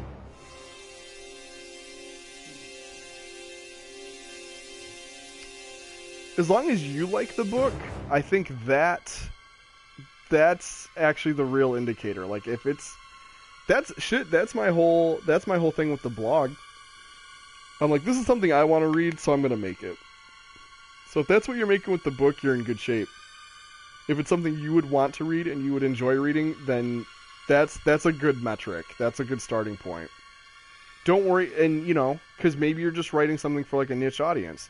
You probably are, because kaiju, even though it's making its big comeback, kaiju is still a niche thing. It's not, it's not superheroes. It's not Doctor Who. It's still kind of a tight cult following. But as long as it's something you want to read, you're in good shape. It'll find an audience. If a fucking vampire romance novel can take off, and if a fanfic of a vampire romance novel can take off, then your book can too. Yeah, stick it out though. Stick it out. Oh, lordy, lordy. Man, characters and dialogue and stuff, it feels super weird. You know what's going to feel really weird? Is if you get to the point where you lose control of the characters. That happened in my second rough draft, where they started, and it sounds like real goofy or corny, but it happened. And you read like interviews with authors and they talk about this too. At a certain point, if you're really banging, if you're really firing on all cylinders and you got a really good thing going, your characters, you won't have to sit there and think about what your characters would do or say next. They'll just start doing it and saying it as you write. That happened with my second rough draft, or with my second story, to the point where I kind of lost control of the story, and I was like, this is fucking awesome. I'm just gonna let this happen. So if you get to that point, you're in really good shape. You're really cooking with gas. I wish that on anyone who is passionate about writing. I hope you get to that point where you lose control of your characters. Granted, you might have to rein them in, or you might have to change that in a revision, but if it happens, you got a little bit of magic. Alright, fuck it. This is not going to work, right? I'm going to give this 7 minutes in heaven, and then we're playing Rocket League. We'll try, I might try it again tomorrow. I'm doing kind of like we've been talking about. I'm going to stream tomorrow afternoon for a little bit. I'll post a quick heads up on our Twitter and Facebook beforehand.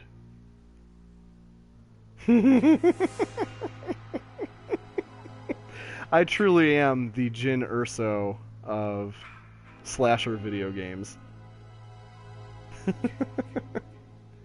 Ooh, which means I'm a cute British girl. I rebel. Remember how they cut that line because it was a good call to cut that line?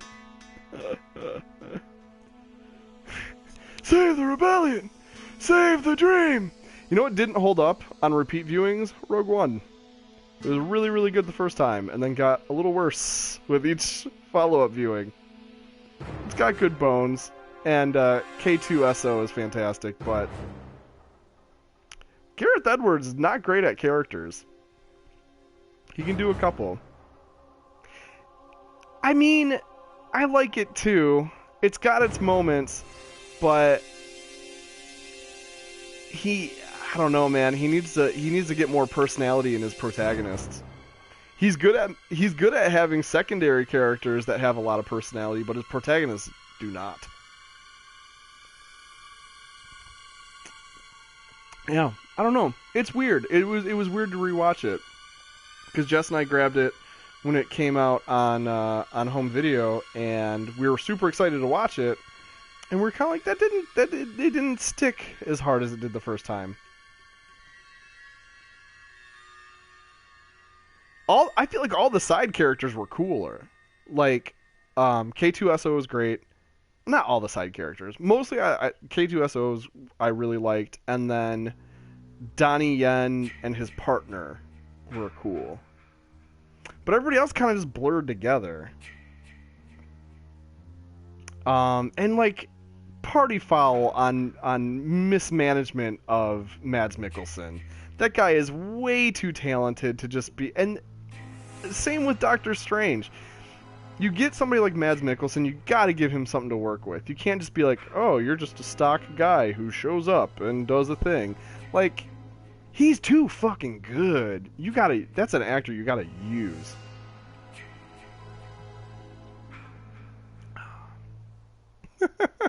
You're a writer, so you know plenty. Especially if you keep writing.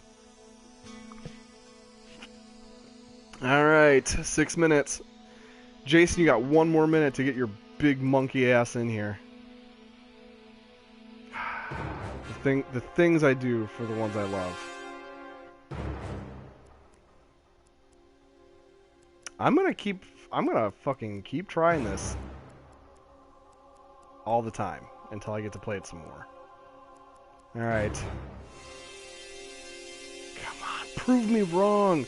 Prove me wrong, game. Come on. Keep me. Ricky, are you excited for the next Star Wars film, Last Jedi? Because I was excited for it, and then I got scared that it would be a beat-for-beat remake of Empire Strikes Back, and then I got way less excited. I really, really hope it is not beat-for-beat, just Empire. I can handle that once. I can handle one beat for...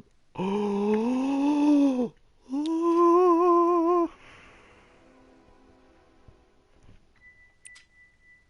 please. Baby, you gotta work. Oh, we got this far before. Come on. I think, because yeah, Trevorrow did Jurassic World, right? And I know Jurassic World is an interestingly divisive movie. Because I think people like me like it because they're cool with it just being a dumb dinosaur movie. And then people that aren't cool with it, which is a totally valid point of view, are not cool with it because it's a dumb dinosaur movie. I think that's as much as I enjoyed it, I think that's a perfectly valid point of view. Am I actually going to get to play? You guys, I knew it! I knew it all along! Because I believe in Jason.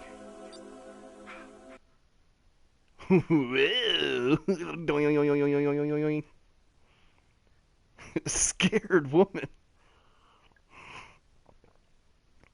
Alright. Come on. Come here. If I'm playing as Jason, I'm gonna lose my fucking mind.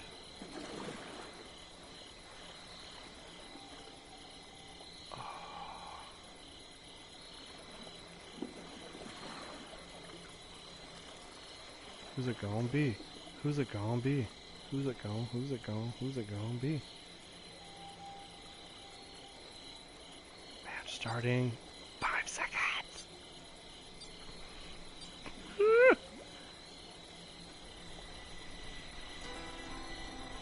1984. Oh, it's cool. Different match. The first match took place in '79.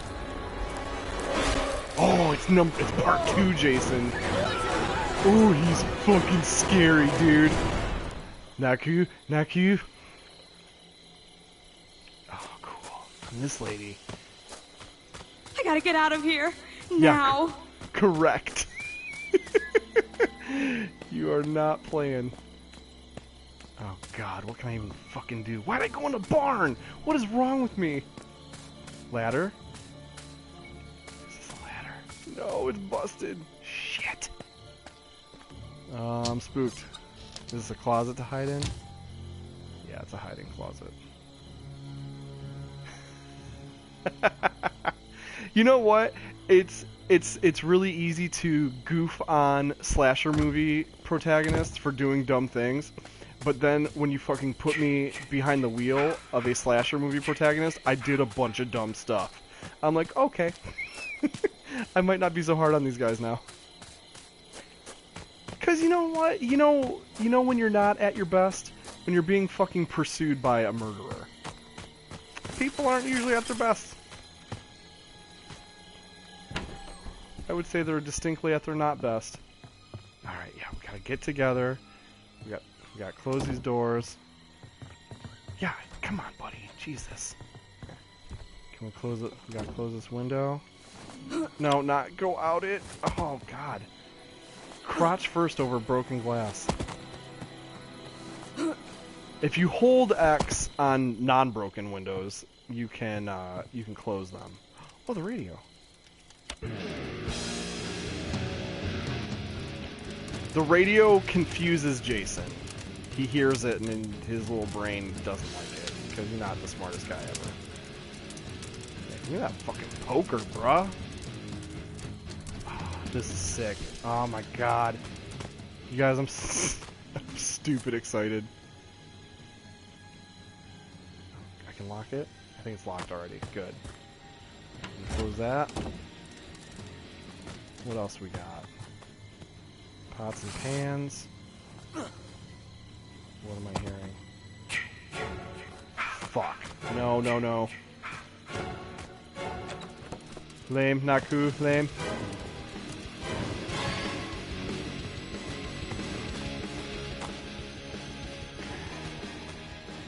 You know, Scream taught me specifically do not go upstairs. And guess whose dumbass went upstairs? Mine. The ass is mine that went upstairs. Ah, turlet. Nothing bad could happen here, right? Fuck. This is not a very good hiding spot.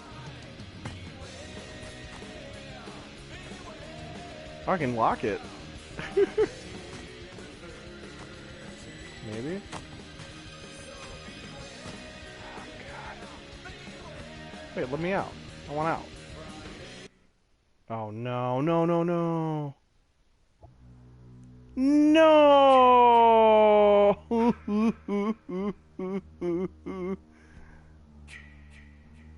Why? Alright.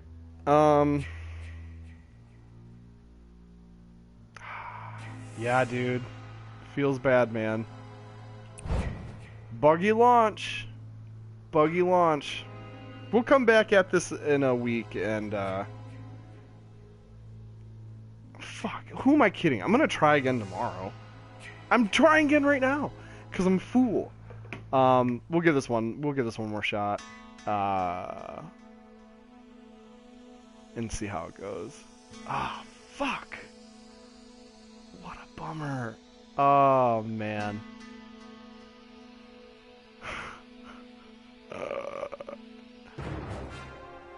Yeah. Well, we'll give this one more try right now. Oh, uh-oh. Sorry, controller. Give this one more try right now. I'm gonna pretend like I'm gonna play a game I know works tomorrow, but I can't resist this. This is no shit. Before this Kickstarter or whatever was announced, in my head I was like, oh man, it'd be neat to have a slasher game where it's asymmetrical multiplayer where one person's the slasher and a bunch of people are the victims. And then like it's like the fucking internet read my mind and this game happened and it's Jason, my favorite slasher. And yeah. No, this is like one of those things that's just like somebody yanked it out of my head and made it real. So I really want it to work. Cuz it's gotten some not wonderful reviews. And not even just because of the buggy problematic launch. They're just like, well, you know, there's not really a lot to do or whatever. And it's like, yeah, sure. But it's a slasher simulator. Like, I get to be either the slasher or on the run from the slasher, and that's something that I'm not the only one that's always wanted that out of a game. Like, there was a fucking Friday the 13th game on the NES. Like, it's a good idea for a game.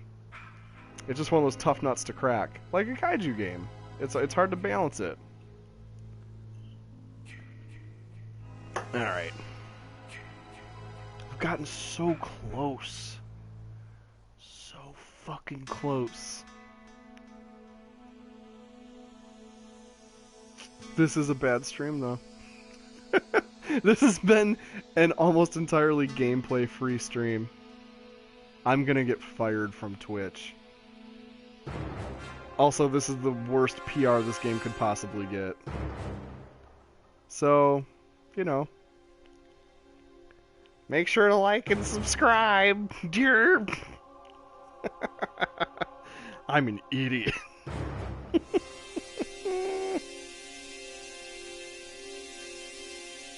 It has been funny seeing the... I mean, not funny. I don't want people to backlash at this game. But it has really been something to see the backlash at this game. People are fucking freaking out. I want my money back. Why aren't you doing your job? Blah, blah, blah, blah, blah. And it's like, well, fucking, like 11 people made this game. Give them a week or two to figure it out.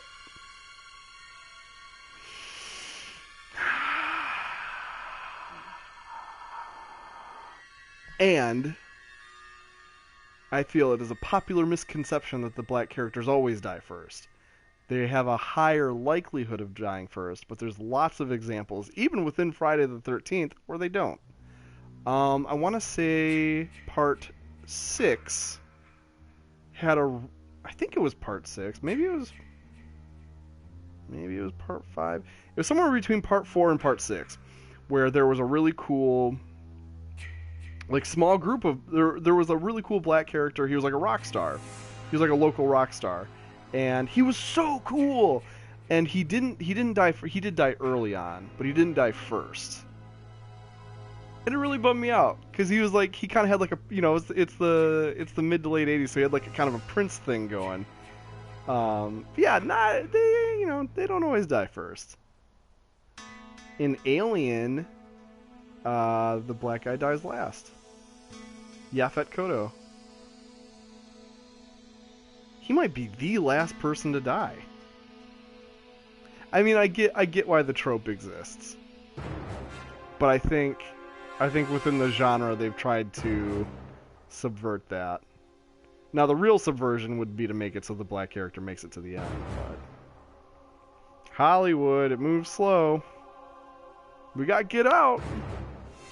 Get Out was fucking phenomenal. So there's that.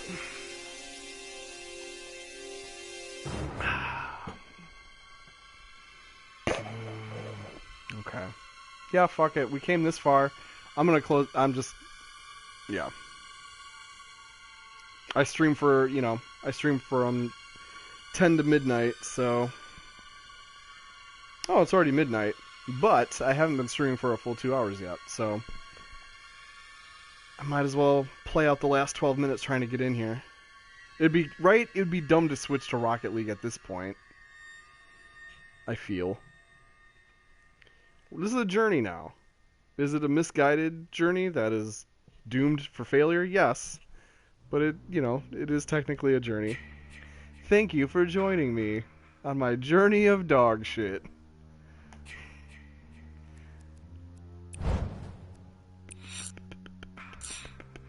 Ricky, I'm psyched for you to watch some Friday the 13th movies. It's a lot of fun.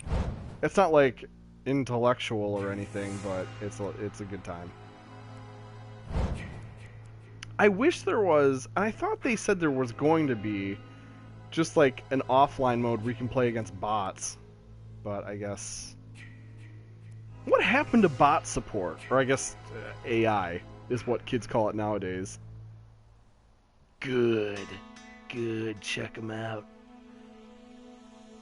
Remember for like a while in the late 90s and early aughts, it was like standard to have AI support?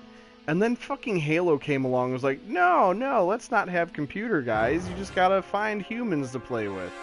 And then forever after, everybody's like, well, if Halo did it, we should do it too. And meanwhile, Perfect Dark and Quake are like, but you can do that. You can have computer guys.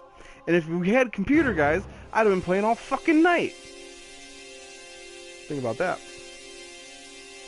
Think about that, guys.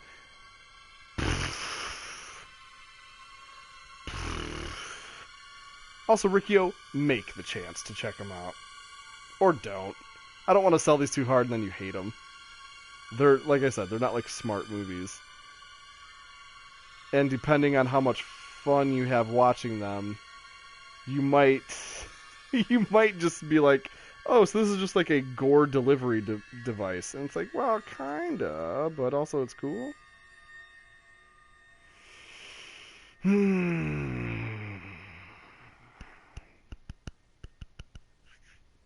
Oh, we were talking about it earlier and then got sidetracked. But or maybe we covered everything. Have you been seeing Adam Wingard's tweets since they announced him as the director of Godzilla vs. King Kong? Oh, of course you have, because they got posted on Tumblr. He seems like a good choice.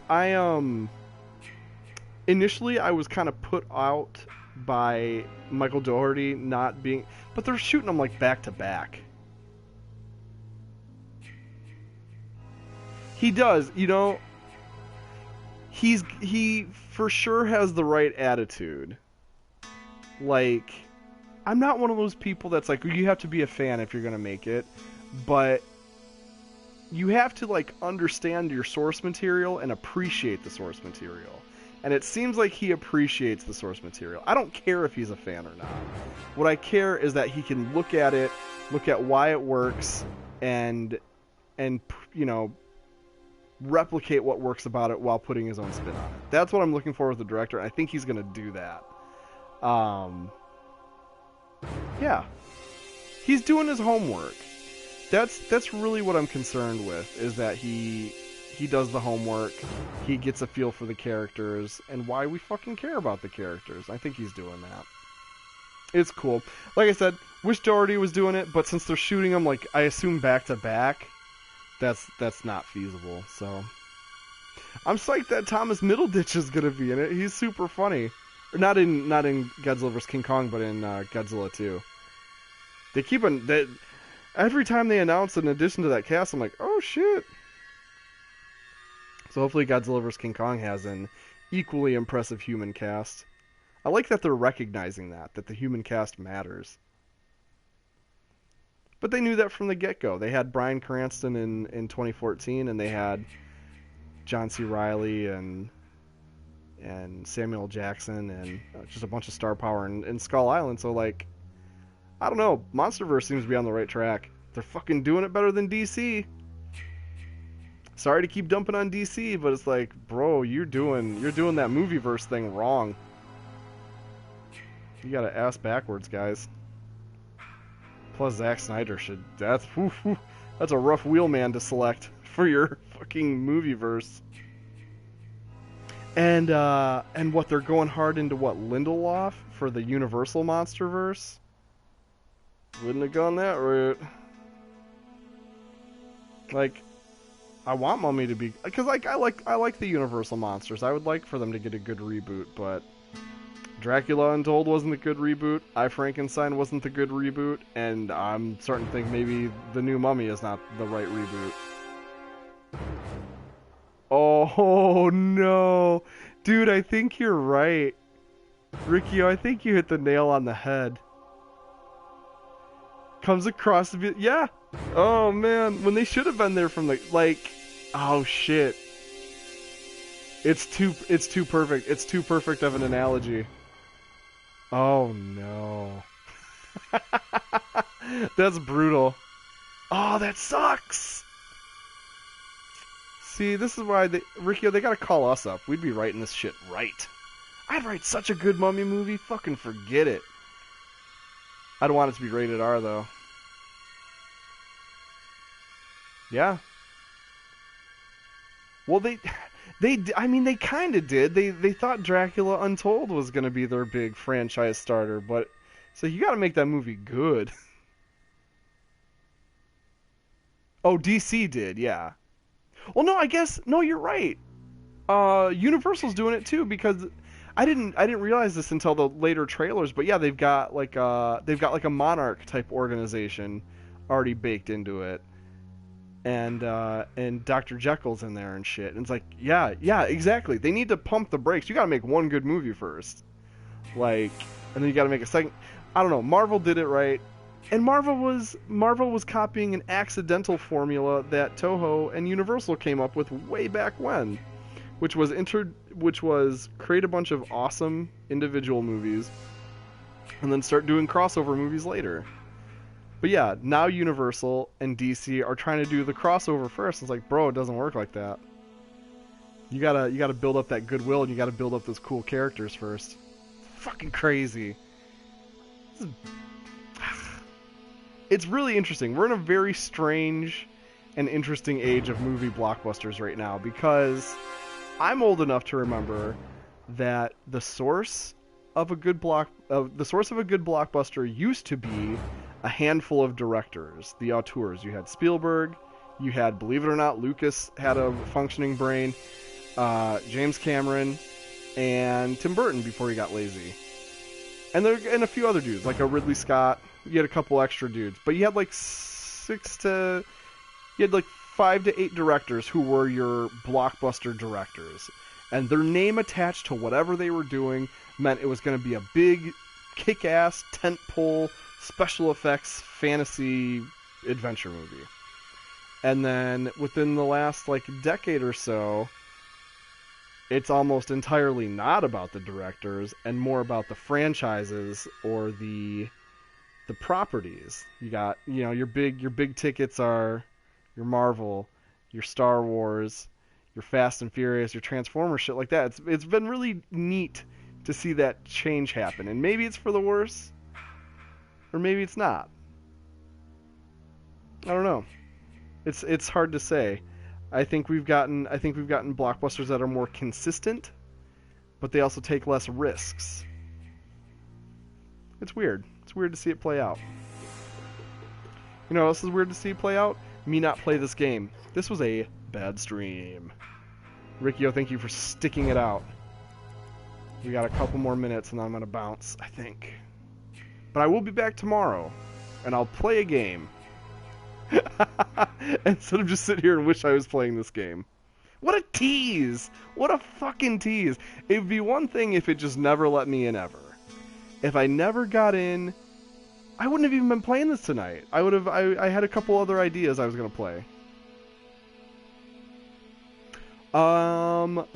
Chapters are weird. And this is, I'm not the end-all be-all writer, so I might not be a good source on this. I don't write chapters. I just write. And if/when I would go back and revise my rough drafts, I would add in chapter breaks later, I think. So, and I mean, think about your favorite authors. Like I'm reading the Dark Tower books. It really just depends on what your chapter is. I've seen some chapters be half a page. I've seen some chapters be, 10, 15 pages. I think 13's fine. If it's one contained chunk of story, you're good. I wouldn't worry about length. And that is what I wish she said.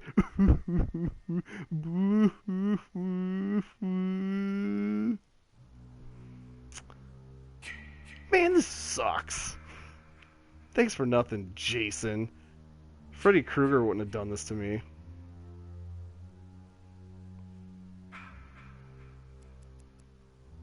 Could you even make a Freddy game?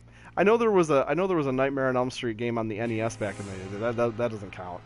But I wonder, would that even be possible to program? He's such a trickster and has so many weird, context-sensitive and pun-based powers.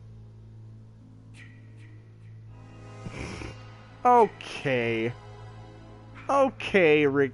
It's not even my fault at this point. I tried to play the game. The game wouldn't let me play it. So, get off of my nuts. How about that? How about that? Get off the old nuttarinos, okay? It's not my fault the game didn't work. I know you're being facetious, but I'm going to take that as a compliment. I'm going to pretend you meant that for real. Dude, you saw me play. I didn't get killed. I was in that game for 2 minutes. I grabbed a fire poker. Man, I would have fucked shit up. I know how to shut doors. Maybe the game is scared to let me play. Did you ever think about that? Did you ever think about that, smart guy? Tough guy? Alright, I got 5 seconds left. Any last words? Fuckos. Thanks for sticking around. I see there was somebody else in here, so hi to you, other viewer. I am nowhere near as cool as a Velociraptor. I am a Compsognathus at best. I mean, any dinosaur would be an upgrade. I would rather be like. Can you even name a dinosaur that I wouldn't want to be? Triceratops, fine. T-Rex, of course. Compy, good. Hadrosaurus, into it. Chicken doesn't count. That's a modern animal. I know they've got like 99% the same DNA as every dinosaur, but it doesn't count. Okay? Pachycephalosaurus, cool. Into it. Brontosaurus, just plain old boring ass Brontosaurus, fine. Upgrade. Do I have a long neck and a tail and scales and I get to like eat plants all day? Cool. I'm into it. Admit it. Like, right? Am I wrong? Who doesn't want to be a dinosaur? Fucking liars who aren't telling you the truth. That's who. So yeah. I wish the Isle was on Mac. I would try it out. And I wish this game worked. I'd play it.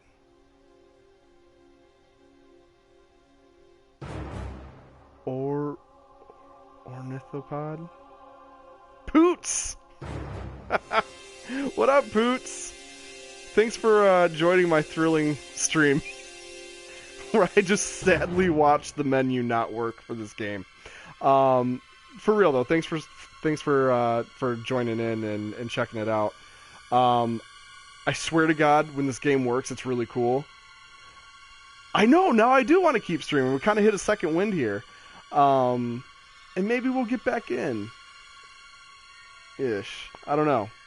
I kind of want to stick it. I'm going to stick it out for a minute, just in case. I have 4 viewers now. I'm basically the next PewDiePie. Hi, guys. I'm Matt. This is Super Apartment Friends. Normally, I play games. But this game is being a cock tease. Like, the cockest of teases. I'm going to be back on tomorrow in the afternoon, though, so we'll see how that goes. Yeah, Super Apartment Friends, I'm Matt.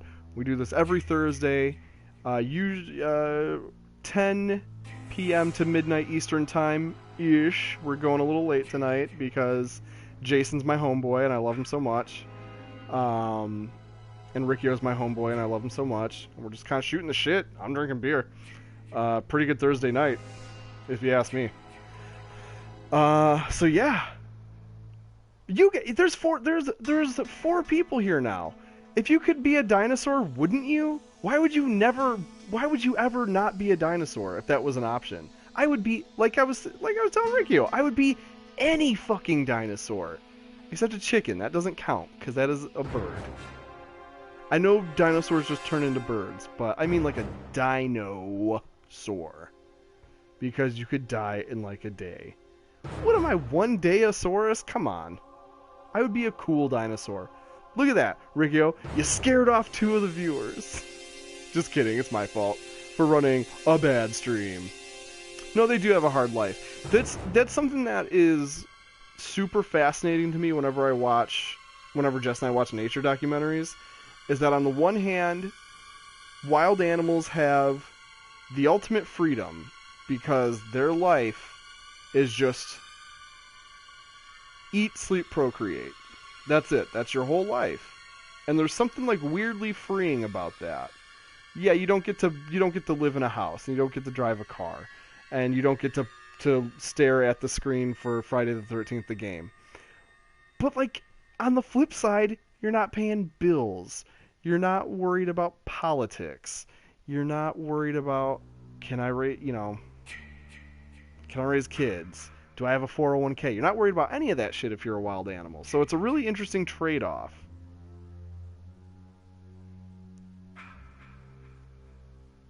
Oh yeah. No, T-Rex is gangster. I totally respect it. I'm so glad. Do you remember it was like right around or right before Jurassic Park came out, there was this theory, maybe it was right after Jurassic Park came out. There was this theory that started picking up traction that T-Rexes were just scavengers. And even as like a young guy, I'm like, fuck this theory. That doesn't make any sense. Why would Homeboy have a mouthful of steak knives if he was a scavenger? That theory bugged me. I did not ever get on board with that, and I think it's gone away, or was proven to be invalid. Cause yeah, fuck that. That makes no sense. Why would you have a big scavenger? Nobody benefits from that. Oh, I'm a humongous scavenger. I'm gonna hang out next to this corpse, and I hope nobody notices me eating it. Dumbness. You know, all wild animals have a hard life, man. That's part of what makes watching like Planet Earth and Life, not the movie but the BBC series. Rex is not. Dude, you need to really cool it with this shit, Ricky. You are pushing some buttons, okay? And I know you don't even believe that. You're just saying that to rile me up. I don't like it. Spinosaurus ate fish, which is fine. That's a respectable thing for a dinosaur to do. T-Rex is not a wimp. You really... Ricky, I'm gonna fight you. See, look, I could have got all this aggression out playing as Jason, but then the game didn't work, so now I gotta come through the TV screen and beat you up. I have to fly through the internet and beat you up now. I'm sorry. You brought this on yourself. Oh, this stream! What happened, guys? What happened? I swear to God I got to play this earlier. Riccio saw me play it for like 2 minutes. What a weird night, guys. I hope you're all having a cool night. I'm about to bounce. I'm letting this count up to 12 again. This was a miracle of a stream. We really made history happen tonight with the world's worst stream. I hope everyone who watched and has left, I hope they went to Mr. Rogers. Because that's such a good stream right now. Man, that shit's so life-affirming. It just makes you feel good. And it's really funny if you're high.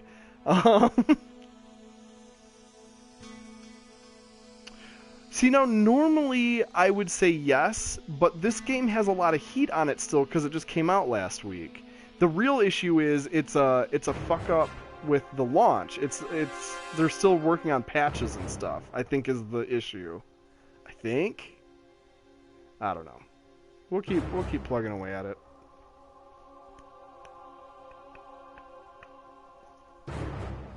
Also, the Mr. Rogers stream is awesome, and then I saw something where a programmer donated like he donated, I can't remember this, but help me out with this. You might have heard about this. A programmer donated like $50,000 or $500,000 to Twitch so that Twitch could play the stock market.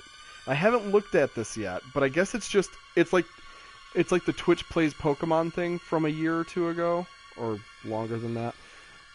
But they're playing the stock market with real money, and that sounds amazing. Hey, look at this. Look at this. Alright. Oh, baby, please let me play a full match. CSGO Lotto. What is... gambling for kids. What is... I don't even know what that is. I mean, CS is Counter-Strike, right? And I've heard of CSGO Lotto, but I literally have no idea what it is. I'm so old and shitty, you guys. I'm so out of the loop on so many things. Why are my pants like the same color as the couch somehow? So I just look like a torso on a couch that doesn't know what CSGO is and spend a 2-hour stream playing 2 minutes of the Friday the 13th game. Richest scandal in recent gaming history? I'm gonna have to look into that. Is that like how China just introduced some laws about, there's a term for it, but it's like random payouts in games, like, or random loot, and they had to do some kind of like legislation for that. That's what that reminds me of. I'll look into that. That's very interesting. Game design shit is cool. Oh my god. Holy shit. Oh, that's a loading screen. You know, for kids.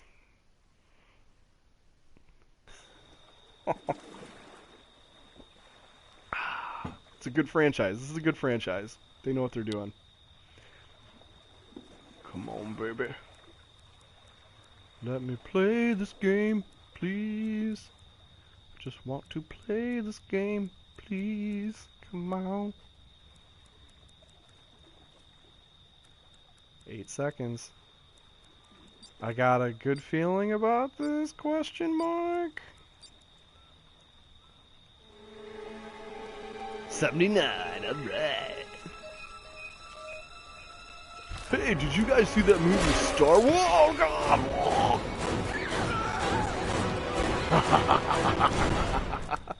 Oh, shit. Oh, hey, I'm this lady again. Did anyone else get away? She's rocking that bitchin' tracksuit. Okay. Windows closed. I wish I could close the shades.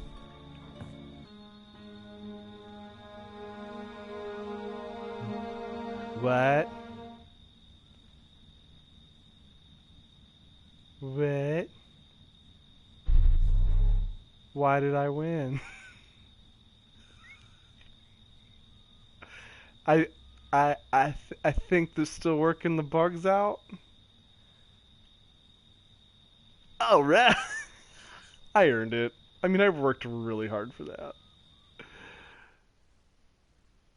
Yeah. Oh, but maybe, okay, maybe we can get another one going. How strange. Oh, this is... What's going on? This got so much weirder. I feel like the game is fucking with me. Is this Eternal Darkness? BTW, the game does actually fuck with you on purpose sometimes. It does, and it does like VHS style glitches and distortion, which is really cool when the game works. And again, I don't want to be this one of these people who gets who really harshes on a game that just came out and was by a small team and they're clearly still working the bugs out.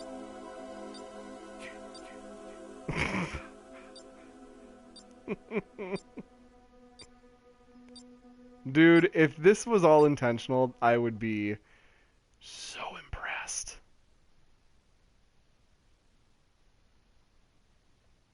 Alright.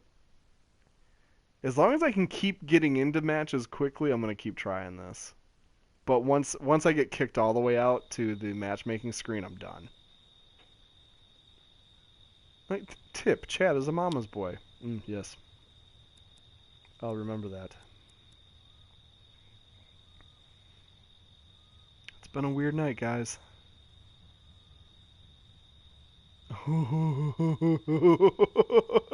Oh, shit. Quit spooking me out. That's a creepy thing. Oh God, I would love if somebody made a game like that. The closest I know of is Eternal Darkness, where you had your sanity in '84. All right, $129.99, worth it.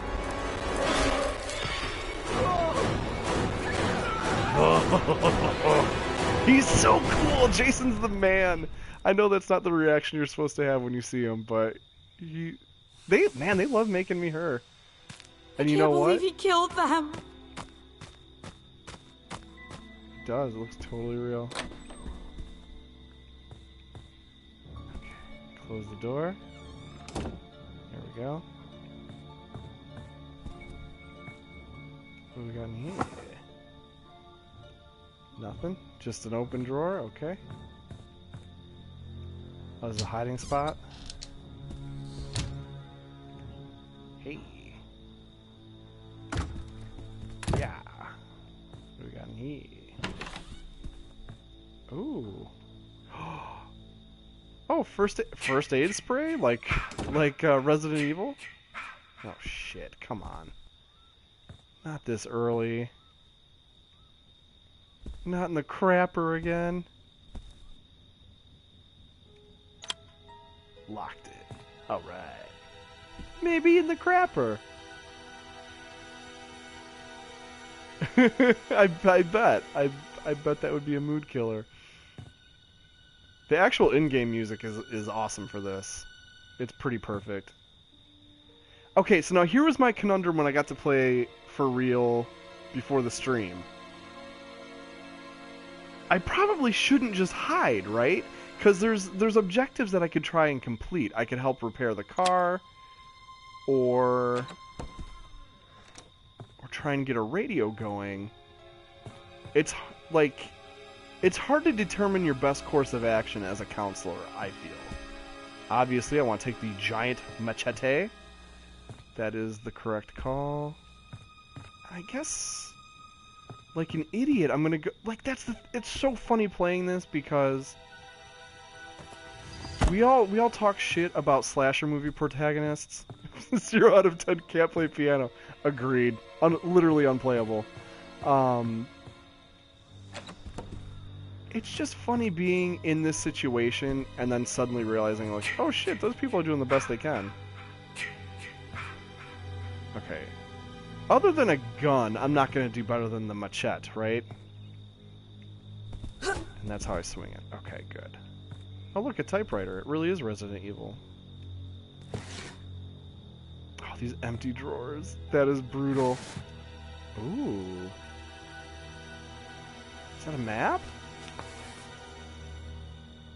Oh,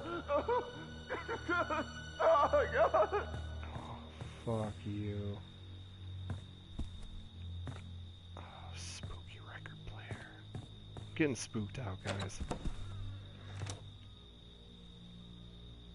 2, spoopy, 5, me. Oh, keys and stuff?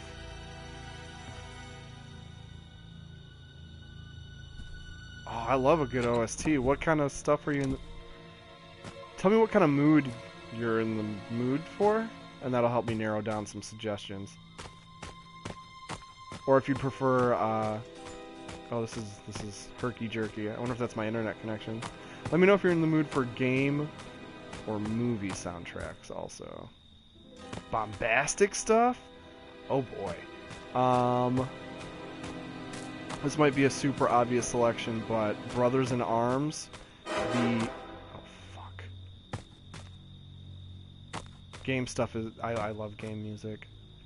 When you say bombastic though, the first thing I think of is Brothers in Arms from Mad Max Fury Road. And that's maybe a really obvious choice, but that is the first thing that jumps to mind. Bombastic game music, oh, what the fuck is happening? For bombastic game music, I would say Turok 2.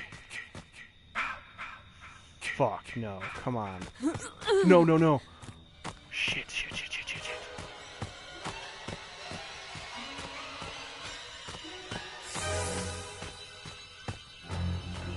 You know, I didn't... Oh, God. I didn't know... Fuck! No! No! Oh, he's fast! No! I hit the wrong button! Shit! Let me go! I did bad! Oh. I'm dead. Ah, he danced around! Out of character, Jason! Oh, and he's fucking up the power box. I can't wait to play as Jason. So I knew Brothers in Arms got used as temp music for other stuff, but are you saying that it was temp music before it was in Mad Max? Because that's really interesting. It's funny when you can tell, like other movies, you can tell when there's a scene in Guardians of the Galaxy 2 where I'm like, oh, they used Brothers in Arms for this scene. Based off a Transformers track, that's fascinating. That whole secret world of temporary tracks is something I recently found out about. Do I get to be Tommy? Fuck yeah, Tommy's the man. Oh, it's me! Oh, He God. got a gun. What am I gonna do? What are you gonna do? You're gonna shoot Jason in the fucking face. Jason in the facin'. Yeah, man, Tommy Jarvis. He was the closest thing the franchise had to an ongoing protagonist.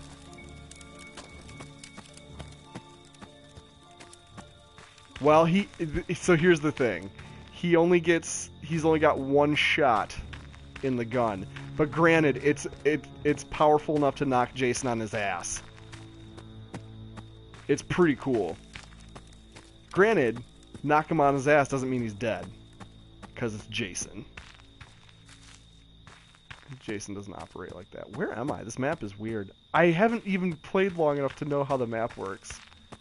Yeah, Tommy Jarvis is the shit. Dude, he survived part 3 as a kid, and then he comes back in part 4 a little older and out for fucking Jason vengeance. It's dope. These movies are cool. Like, I wasn't goofing.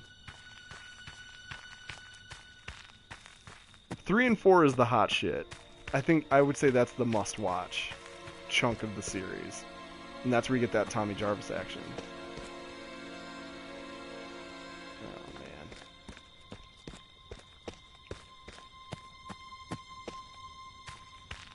Getting spooked out again.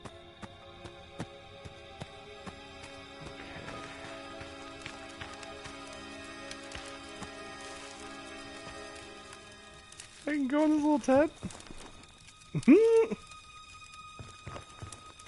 That's great. Oh, the water.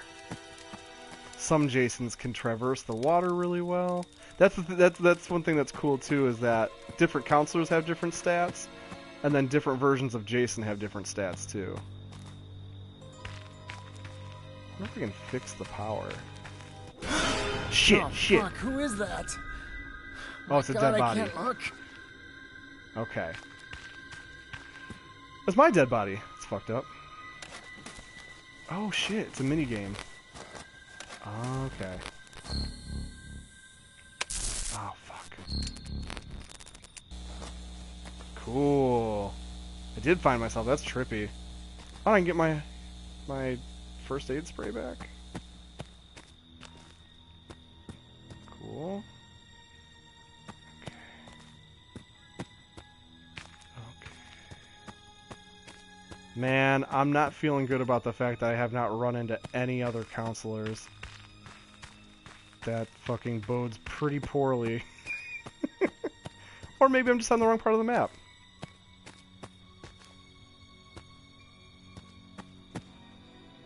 Ooh, that's cool. I'll have to check out the Saurian soundtrack. I love movie and game music. Those are my favorite genres, which I know is weird.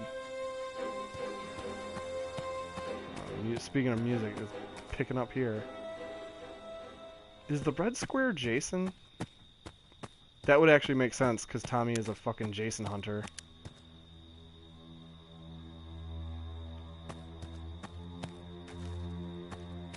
So it would track that he has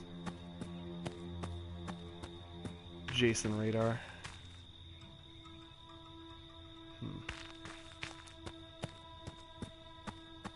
It's on SoundCloud.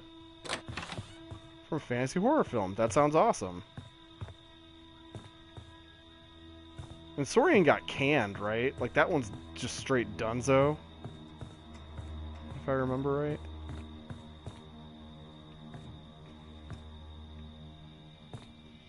Man, where is everybody?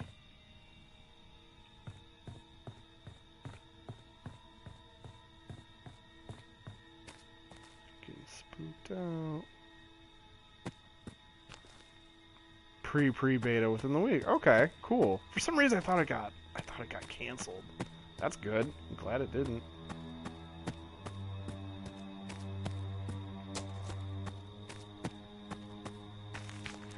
I gotta be careful. I gotta like be the tiniest bit more aware of my surroundings and shit. I really like I really like how they use music to clue you into stuff, though.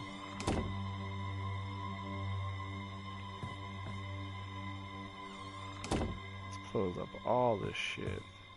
Oh, actually, can I barricade this? Yes. There we go. Yeah, fuck no. My ass is not letting Jason anywhere near me.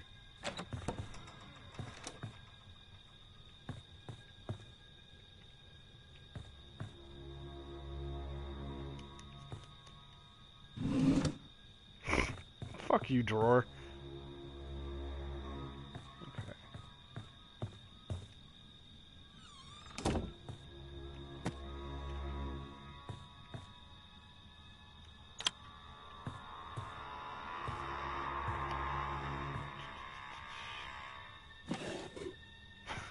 All right.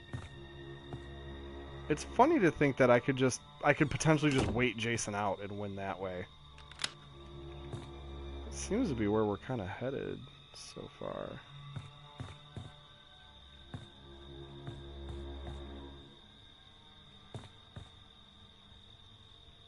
Which makes me think he is just trashing ass somewhere.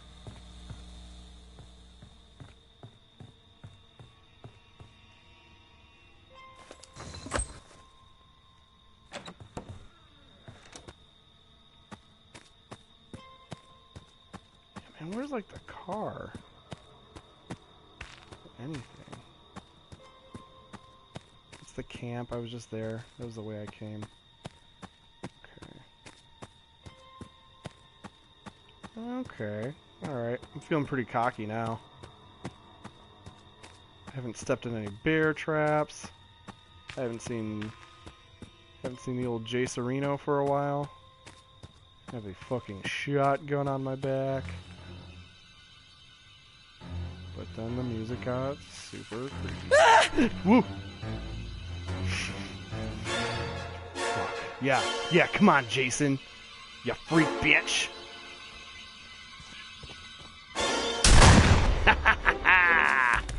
Suck a dick! And goodbye.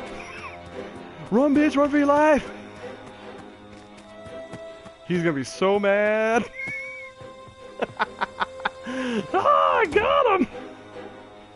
Temporarily. So temporarily. Oh, he's spooked out. Oh, fuck. Oh, fuck. Go! Fuck, no, come on! No. Lame, not good. Oh, Tommy, I need your... Oh, fuck you, game. Ah!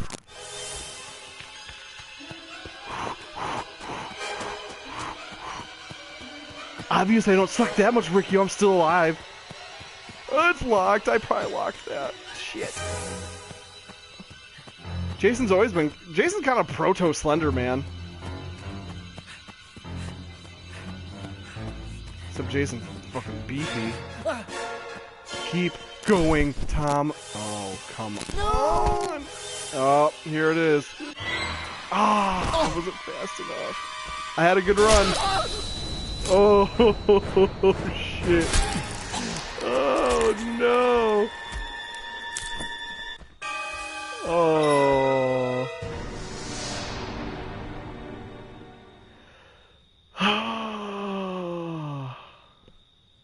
Okay. That's my good boy. Oh. Mommy has a reward for you. Come Jason, home. the ultimate mama's boy.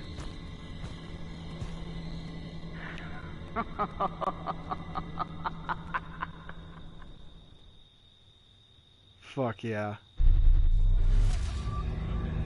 Ooh, I leveled up a bunch. I'll take it. Oh, man. Thanks. See, oh, hey, I got the rocker chick.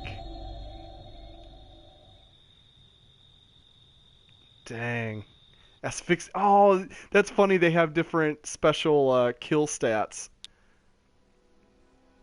Well, shit. I gotta play again, right? Or at least try. Fuck. Okay. Yeah, we'll crank this out once more. kind of want to enjoy it while I can. This will be my last match, though. Yeah, dude, for real. That's a good call. That's a good ass call. One maybe. Oh, maybe they'll spawn me as Jason. If they spawn me as Jason, I'm gonna lose my mind. And I'll probably be the first Jason player to lose, but you know, it'll be worth it. I've been real lucky. That's kind of a nice consolation prize for getting killed early. Is you have a higher chance of respawning as Tommy. That's pretty cool. I dig it. I dig it. I dig it.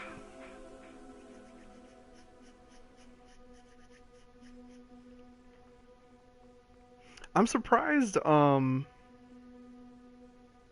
It really is. It's legitimately pretty creepy to play as a counselor, though.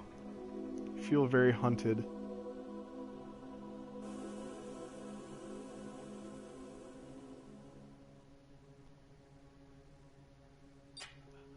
Hell yeah. Here we go.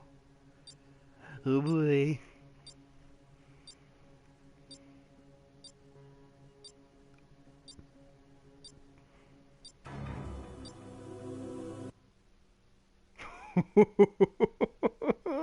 What a loading screen. Oh, excuse me. That's amazing.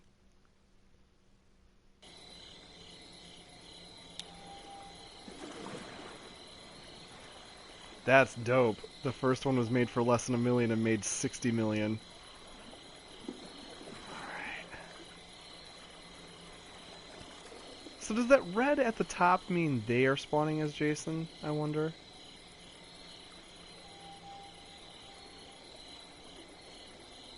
We will see. Yeah, right? That slam dunk of a turnaround on your budget. That's like Paranormal Activity is a good example of that too. Ooh, part 8 Jason. That's a good Jason. Oh, no, that's 7! That's my boy! My baby boy! He got the chain on his neck. He's got teethers hanging out the side. Well, hello. Oh God! What am I gonna do? Yeah, I don't know. What am I going to do? I'm very bad at this game. I'll tell you this. Locking that fucking door. Like a bouse. Oh, it is Velma. I was gonna say they had to sneak in. I think her last name is Myers too, as a nod to come on. Give me that door lock option. Oh, fine, fuck it. That's true. Man, that's kind of like a weird Mario Kart strategy. Like, it's almost good to just fucking die off real quick and then get something sweet. Oh, no. Oh, shit. Maybe I'll be... Maybe it will be Tommy Jarvis. Oh. Maybe I'll be Machete. Oh, Jesus. Come on. Okay. That's a person. Okay. Kind of want to just fucking hold down the fort and call it a day. Not this room with a billion windows, though. It legitimately is pretty spooky to play as a counselor. Like, you feel very helpless.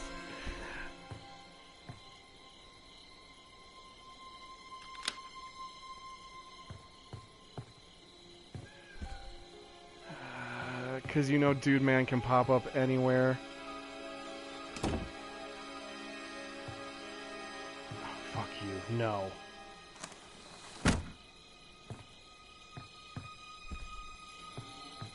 Yeah, good music is everything when it comes to... Well, not everything. Because silence can be really good, too. But good use of soundtrack can make or break the spookiness for sure. Why do I keep locking myself in bathrooms? What is wrong with me? I feel like I'm learning something about myself today. Oh, fuck this, no. Stay cool, stay cool. There's no windows. There's only this door. So... If he knocks down the door, I could maybe run by him. Oh, yeah. No, temp music makes a ton of sense. Though the article I was reading about it, it is a bummer for composers because what happens is the director and the editor use that temp music and they build the scene around that temp music, and then they go to the composer and they're just like, just copy this music, please. And the composer's like, well, that's not my job. I'm a creative person with, you know, with talent and ideas. I don't want to just copy this other song. So it's definitely a useful tool, but it's got its cons as well as pros. And we're locking the door, lock the door. Just heard somebody scream. I'm gonna chill right here.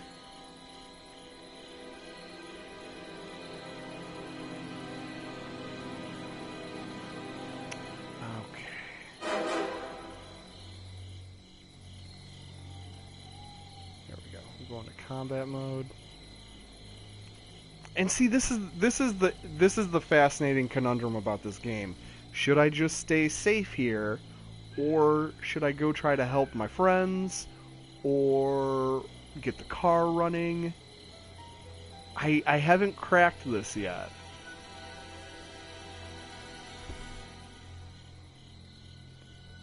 But maybe I'm best served by just chilling here. Go out with guns a-blazing? That's tempting. There's a flare gun, and you can also find a handgun or shotgun. Oh fuck! Somebody's getting destroyed. That is what that music means. Or Jace is just around the corner. Fuck. Ooh, I'm getting pretty spooked out. It's so interesting. I watched the Friday the 13th movies and mostly have just fun with them. Like, I don't find them scary. It's a little different when you're playing it. It's not quite as campy and fun when you're the fucking terrified teenager. What is happening? Do you hear this sound? I'm thinking somebody just got their shit pushed in for real. That's kind of the messed up part, is I'm safe in here, but I do not know the situation outside. Could be a bloodbath. He's the ghost of something.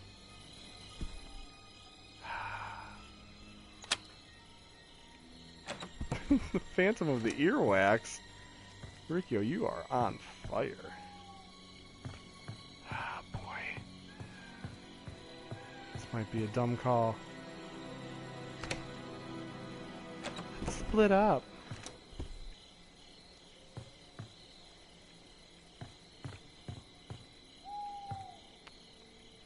I feel like Machete's got it. I mean, he uses a machete. That's got to count for something, right? You really fucking watch the shadows, though. I'll tell you what.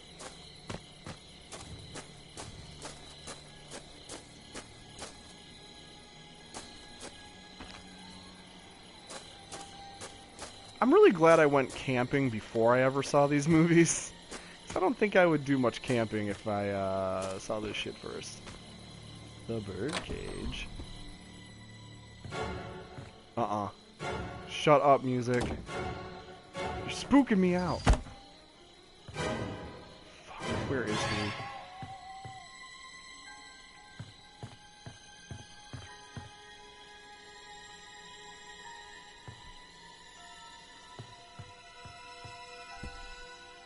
I mean, that's probably what it'll be like playing as Jason. I cannot wait to play as Jason. He's got powers and stuff. Like the longer the match goes, the more powers he gets. I know from the get-go he has some limited warping abilities. Ah, that's cool. You're like you're DJing the game. Oh, fuck. Nuh-uh. No, no, no, no, no, no, no, no, no, come on! Get me out, get me out, get me out! Oh, just choking me. Just straight choking. Damn. Oh, fuck. Okay. Strategy going forward will be just to hide. Oh, he's got gas. Let's watch Chad for a minute. Actually, let's see what else everybody... Oh, is he... Oh, Chad, bro, you are all that's left. This is a bold... Holy shit, is that a dead body? Dude, it's your dead body. Oh, they were identical twins. Yeah, run. Oh, shit. I heard that. Dude, it rolled like a goober. Oh, he found the car. Hope it's got a battery in it. Right, right. He's so chill. What are you doing? Whoa. This guy has some kind of strategy I don't even know about. I didn't even think to jump in the water. Help! I was gonna say, can you just get tired? Fucking awesome! Fucking awesome! Fucking awesome! Jason is the man. Jason is the man. I'm not even mad about losing. That rules. It's all done now, Jason. Of course that Your Jason job drowns is you. done. He's the water Jason. Return to Mama. Him in part 8. Those are straight up water Jasons. Don't even play. Oh, mother. Oh, that is radical.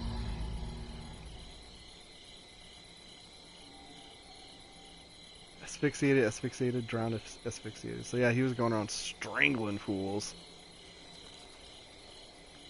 And then one guy drowned.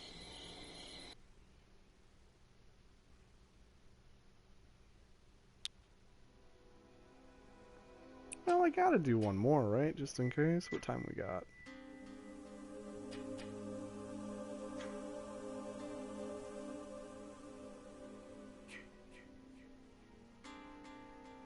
Yeah, we got time for one more.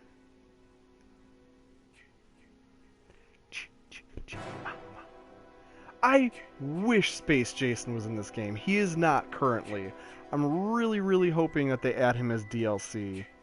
I was super bummed he didn't make the cut because he's so much fun.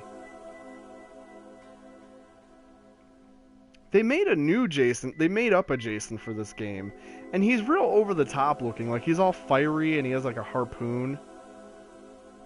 Where is Freddy? I feel like you'd have to build a whole different game for Freddy. He does not operate the same way Jason does. I feel like if you did a Freddy game right, it would be... I feel like Freddy you can't even do as a multiplayer game like this. Freddy would have to be a dedicated like survival horror game. Because he's so context sensitive, and here's my thought for a Freddy game. You do Dream Warriors, the best Freddy movie.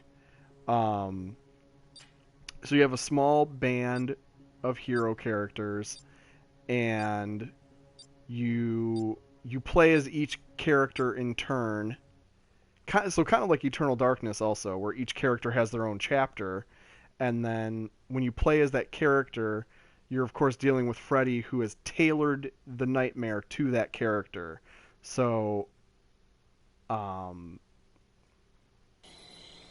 if you got a character who's scared of heights in the nightmare world, you're dealing with all kinds of heights, or scared of fire. You're surrounded by fire, all that shit, all the crazy stuff he does, and all those hilarious punny kills he does.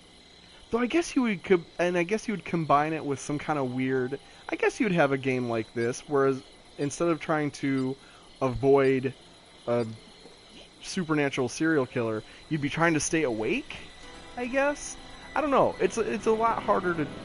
or not harder, but it's a lot it's a weirder scenario to turn into a game. Or yeah, or I guess if you play as Freddy, but then the joy of Freddy is like all these custom scenarios he creates.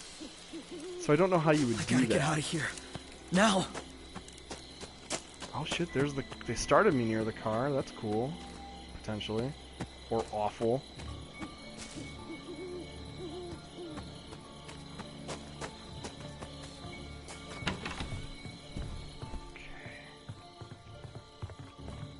That's a closet to hide in. That's a closet to hide in. Anything in the dresser? So yeah, how would you gamify creating custom nightmares for your victims?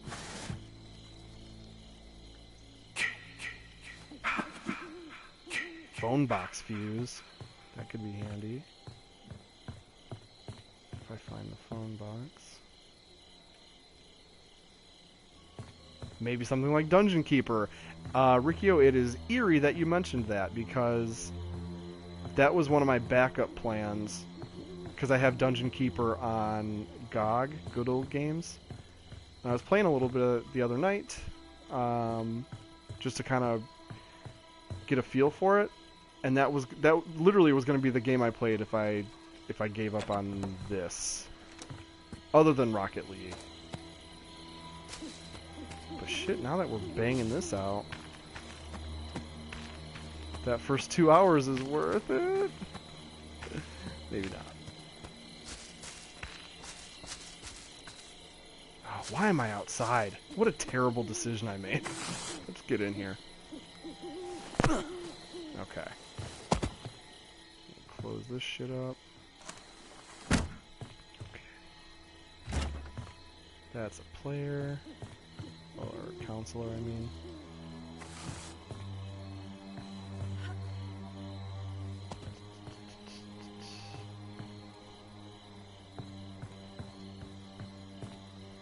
Lots of wrenches. Dome and Jason with a wrench I feel like would be pretty effective. Oh, is that the busted? There's something busted out there I can try and fix. That might be the phone box. Oh shit. Oops. Crap. Damn.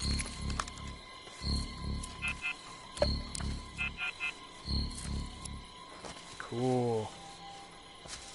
Got that phone up. I'm going, okay, smartass. I fixed the phone. Yeah, it is great. It's great that I fixed the phone, because now I could probably call Tommy Jarvis. I'm not about to die. I'm doing great. So, you can take that negativity and put up the old pooperino. They are a little buttery.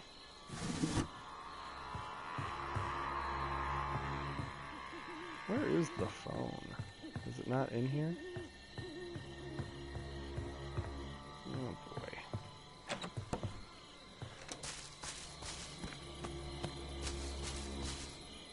I was hoping it was like a Beverly Hillbillies situation where the phone's connected to that. Ooh, I could hide in a crapper. Like the lawyer in Jurassic Park.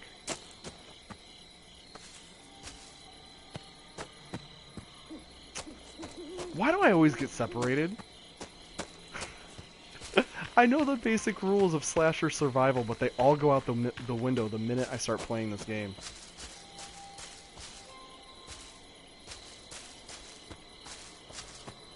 Just forget everything I learned from watching too many horror movies.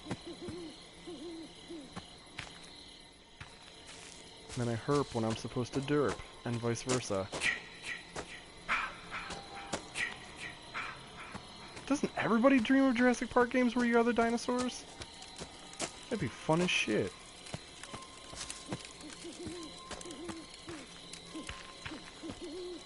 Dinosaur Simulator, man, that's what everybody wants. Nobody makes it though. I mean, I guess there's the aisle.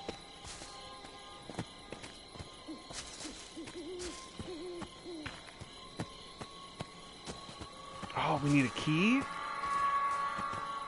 Okay.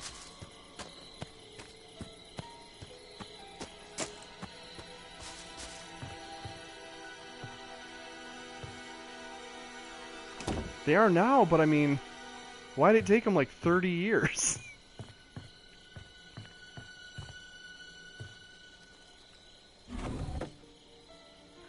Let's get those fucking keys.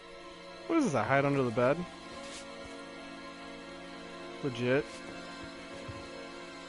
Could do worse.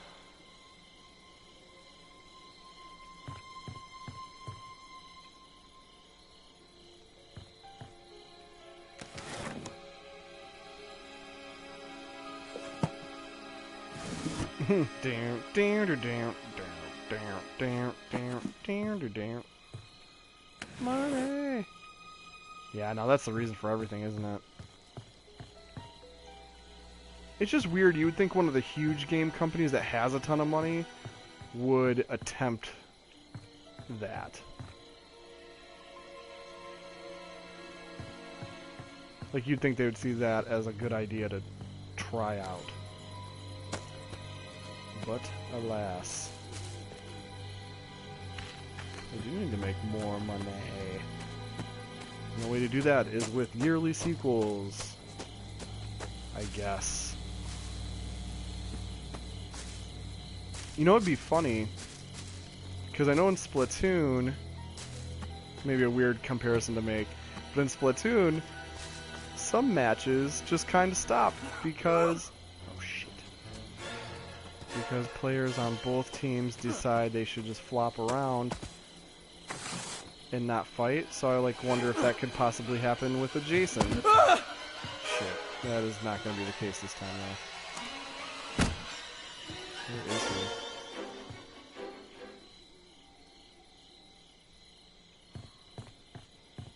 But yeah, it'd be funny if we accidentally got a pacifist. Well, not accidentally. It'd be funny if the player playing as Jason was like, fuck it, I'm a pacifist. I was gonna say, he's nearby, isn't he? Oh, that was a weird angle. Or he was for a second. I don't know what the hell he's doing. Keep hearing shit. Oh look, there's my doppelganger. At least I'm hanging out near the other campers for once. Close the door, thank you. For fuck's sake. There we go.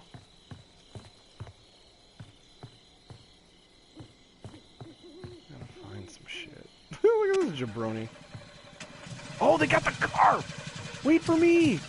Holy shit, it started! Let's go! Yeah, yeah, yeah, yeah! Yeah, we're doing it! Rock and roll! Fuck you, Jason! Please don't drive us off a cliff. Oh my god, we're gonna do it. I'm so jazzed. Keep going. Oh, is there not? There's not enough room. Dude, it might be like the end of VHS. I'm spooked out. That was such a funny twist ending. VHS is great. Oh, I feel so bad for that girl we left behind. This is fucked up. I'm sorry. So I guess if we get out, it ends the match and she wins with us? Oh my god, how far do we have to go?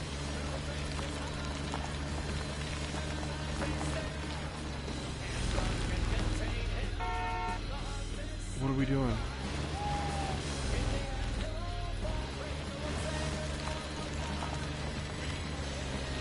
Come on, let's get to the exit, guys. Oh, I'm feeling pretty safe in here. I wish I could look out the back window. Oh fuck. No, you didn't crash, did you? What are we doing? No! Fuck! Oh, the folly of being a camper.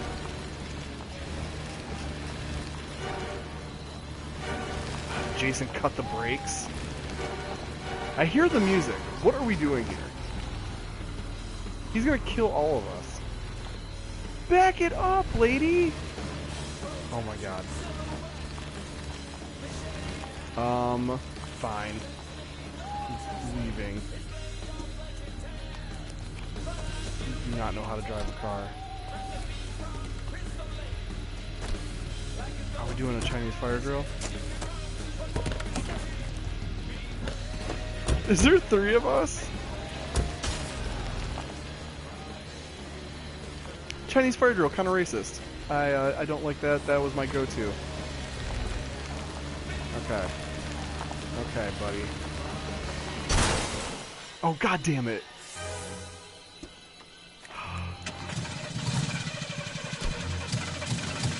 Holy shit. It started! No, wait. I need to have more faith in this. Okay.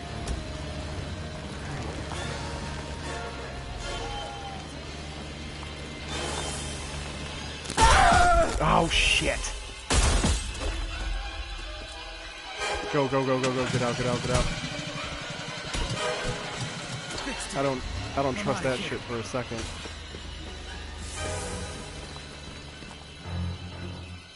Yeah, he's going after that.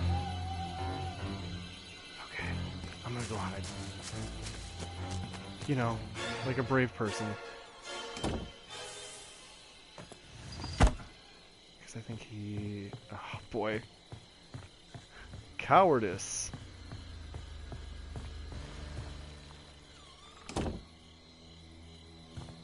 I got real complacent in that car. And, yeah, I don't trust it when Jason shows up and breaks it. Let's find, like, a nice wardrobe to hide in. I might have made a huge mistake. I kept not trusting the car and then it would get going again. But I also noticed Jason was way more interested in the car. Like, he could have easily came after me solo, but he did not. So, I'm playing a dangerous game, but, you know, it is a dangerous, like, it literally is a dangerous game. Oh shit, is that not a lockable door? Fuck. No. God damn it. Oh, what am I? Oh god, what?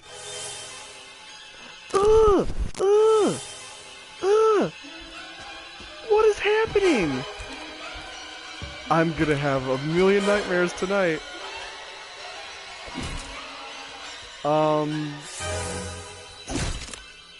I mean, am I dying? Please, anything to get this off my screen?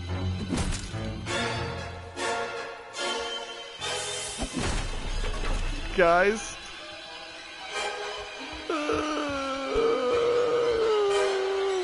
I need to watch some Mr. Rogers after this shit. What is going on? Look at this. I know it's just the inside of his head, but still. This is a long kill. Am I not in a kill animation? Is he just hitting me? Oh, there we go. Fuck you! Yeah! Yeah, rock and roll! I'm gonna kill Jason. This is a buggy game. No! You know, I like to think I had a pretty good run there. All things considered. And, think about this. Maybe that was a heroic sacrifice to keep the players in the car safe. Oh, somebody's hiding in the barn. Ooh, with bear traps. Man, and I took a big chunk out of Jace. Oh, she got some boat action going? We got a big crew. I never even ran into her. Oh, that's it. It's just these two dudes. Oh! Holy shit! It started! Look at Boat Girl gonna make it to safety. This is dope. Buggy and weird as it is, this game, I'm really getting a kick out of this. Look at that animation. Ga ga ga ga ga ga ga ga ga ga.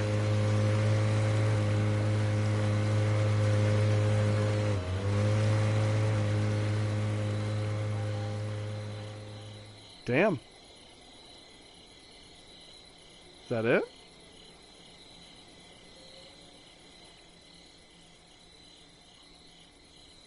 She's out.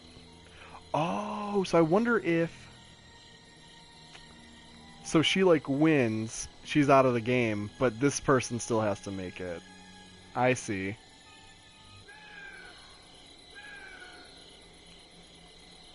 Ooh, what's your horror experience, Spider?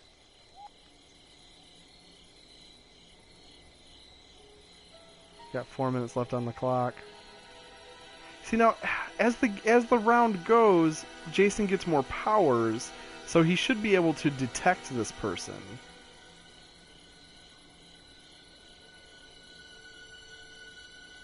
Toggle HUD. Okay.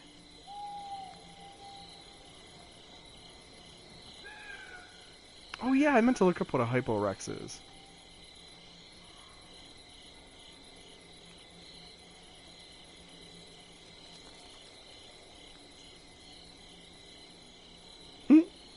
Oh, there's multiple camp cameras. That's cool. So you can spot Jace.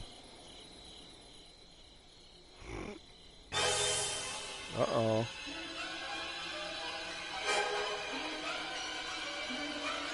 I hear that. Bro's in trouble. So that's really neat that some counselors can survive, but some will die. Kill him. Oh, he's in a bear trap! Whack him, dude!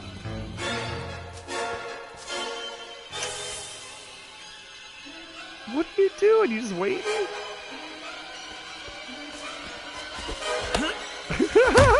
There we go, hit him with a 2x4. He's not gonna die. Oh, don't step in your own bear trap. Oh, that was close. You gonna rearm it? That's cool, I haven't messed with those yet. Now hit him while he's in the bear trap. Oh shit. Oh my god. Benny Hill Friday the 13th.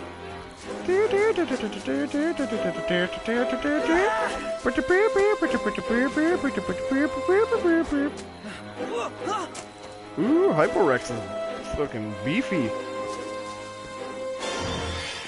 That is rad. I gotta see how this plays out, though. What are you doing? Keep running! I want to see this guy beat Jason.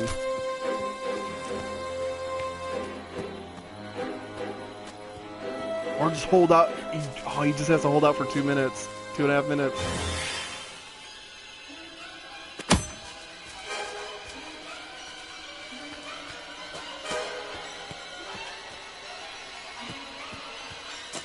Oh shit. Please. Oh No. Oh, he's big and fast. Oh. Oh.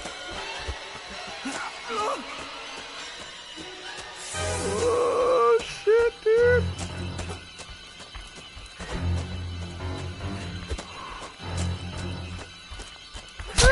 Oh no. God. Oh no. We got a good run. Alright. That's my good boy. Mommy has a reward Jason wins for a you. lot. Come home, sweetie.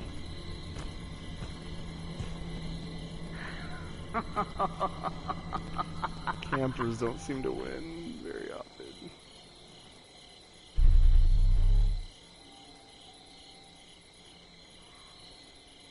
Yeah, give me that XP. It is kind of unbalanced, but it is like 7 against 1. So, 4 people escaped. Oh, those fuckers in the car made it. So, if I had been... Oh man, it's tempting to play this all night. I'm really glad this is up and running. But I think I'm going to play it some more tomorrow.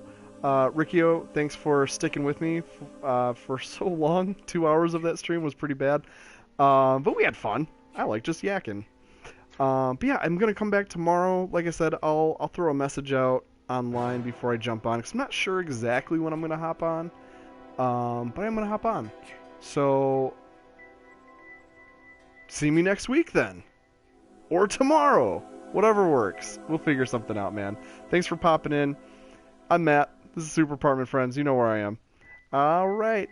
And, just remember, guys, if you go camping in the woods, don't have premarital sex or smoke weed or drink, because Jason might murder you with an axe. Or not, or you'll just have a great time camping. Bye. Au revoir.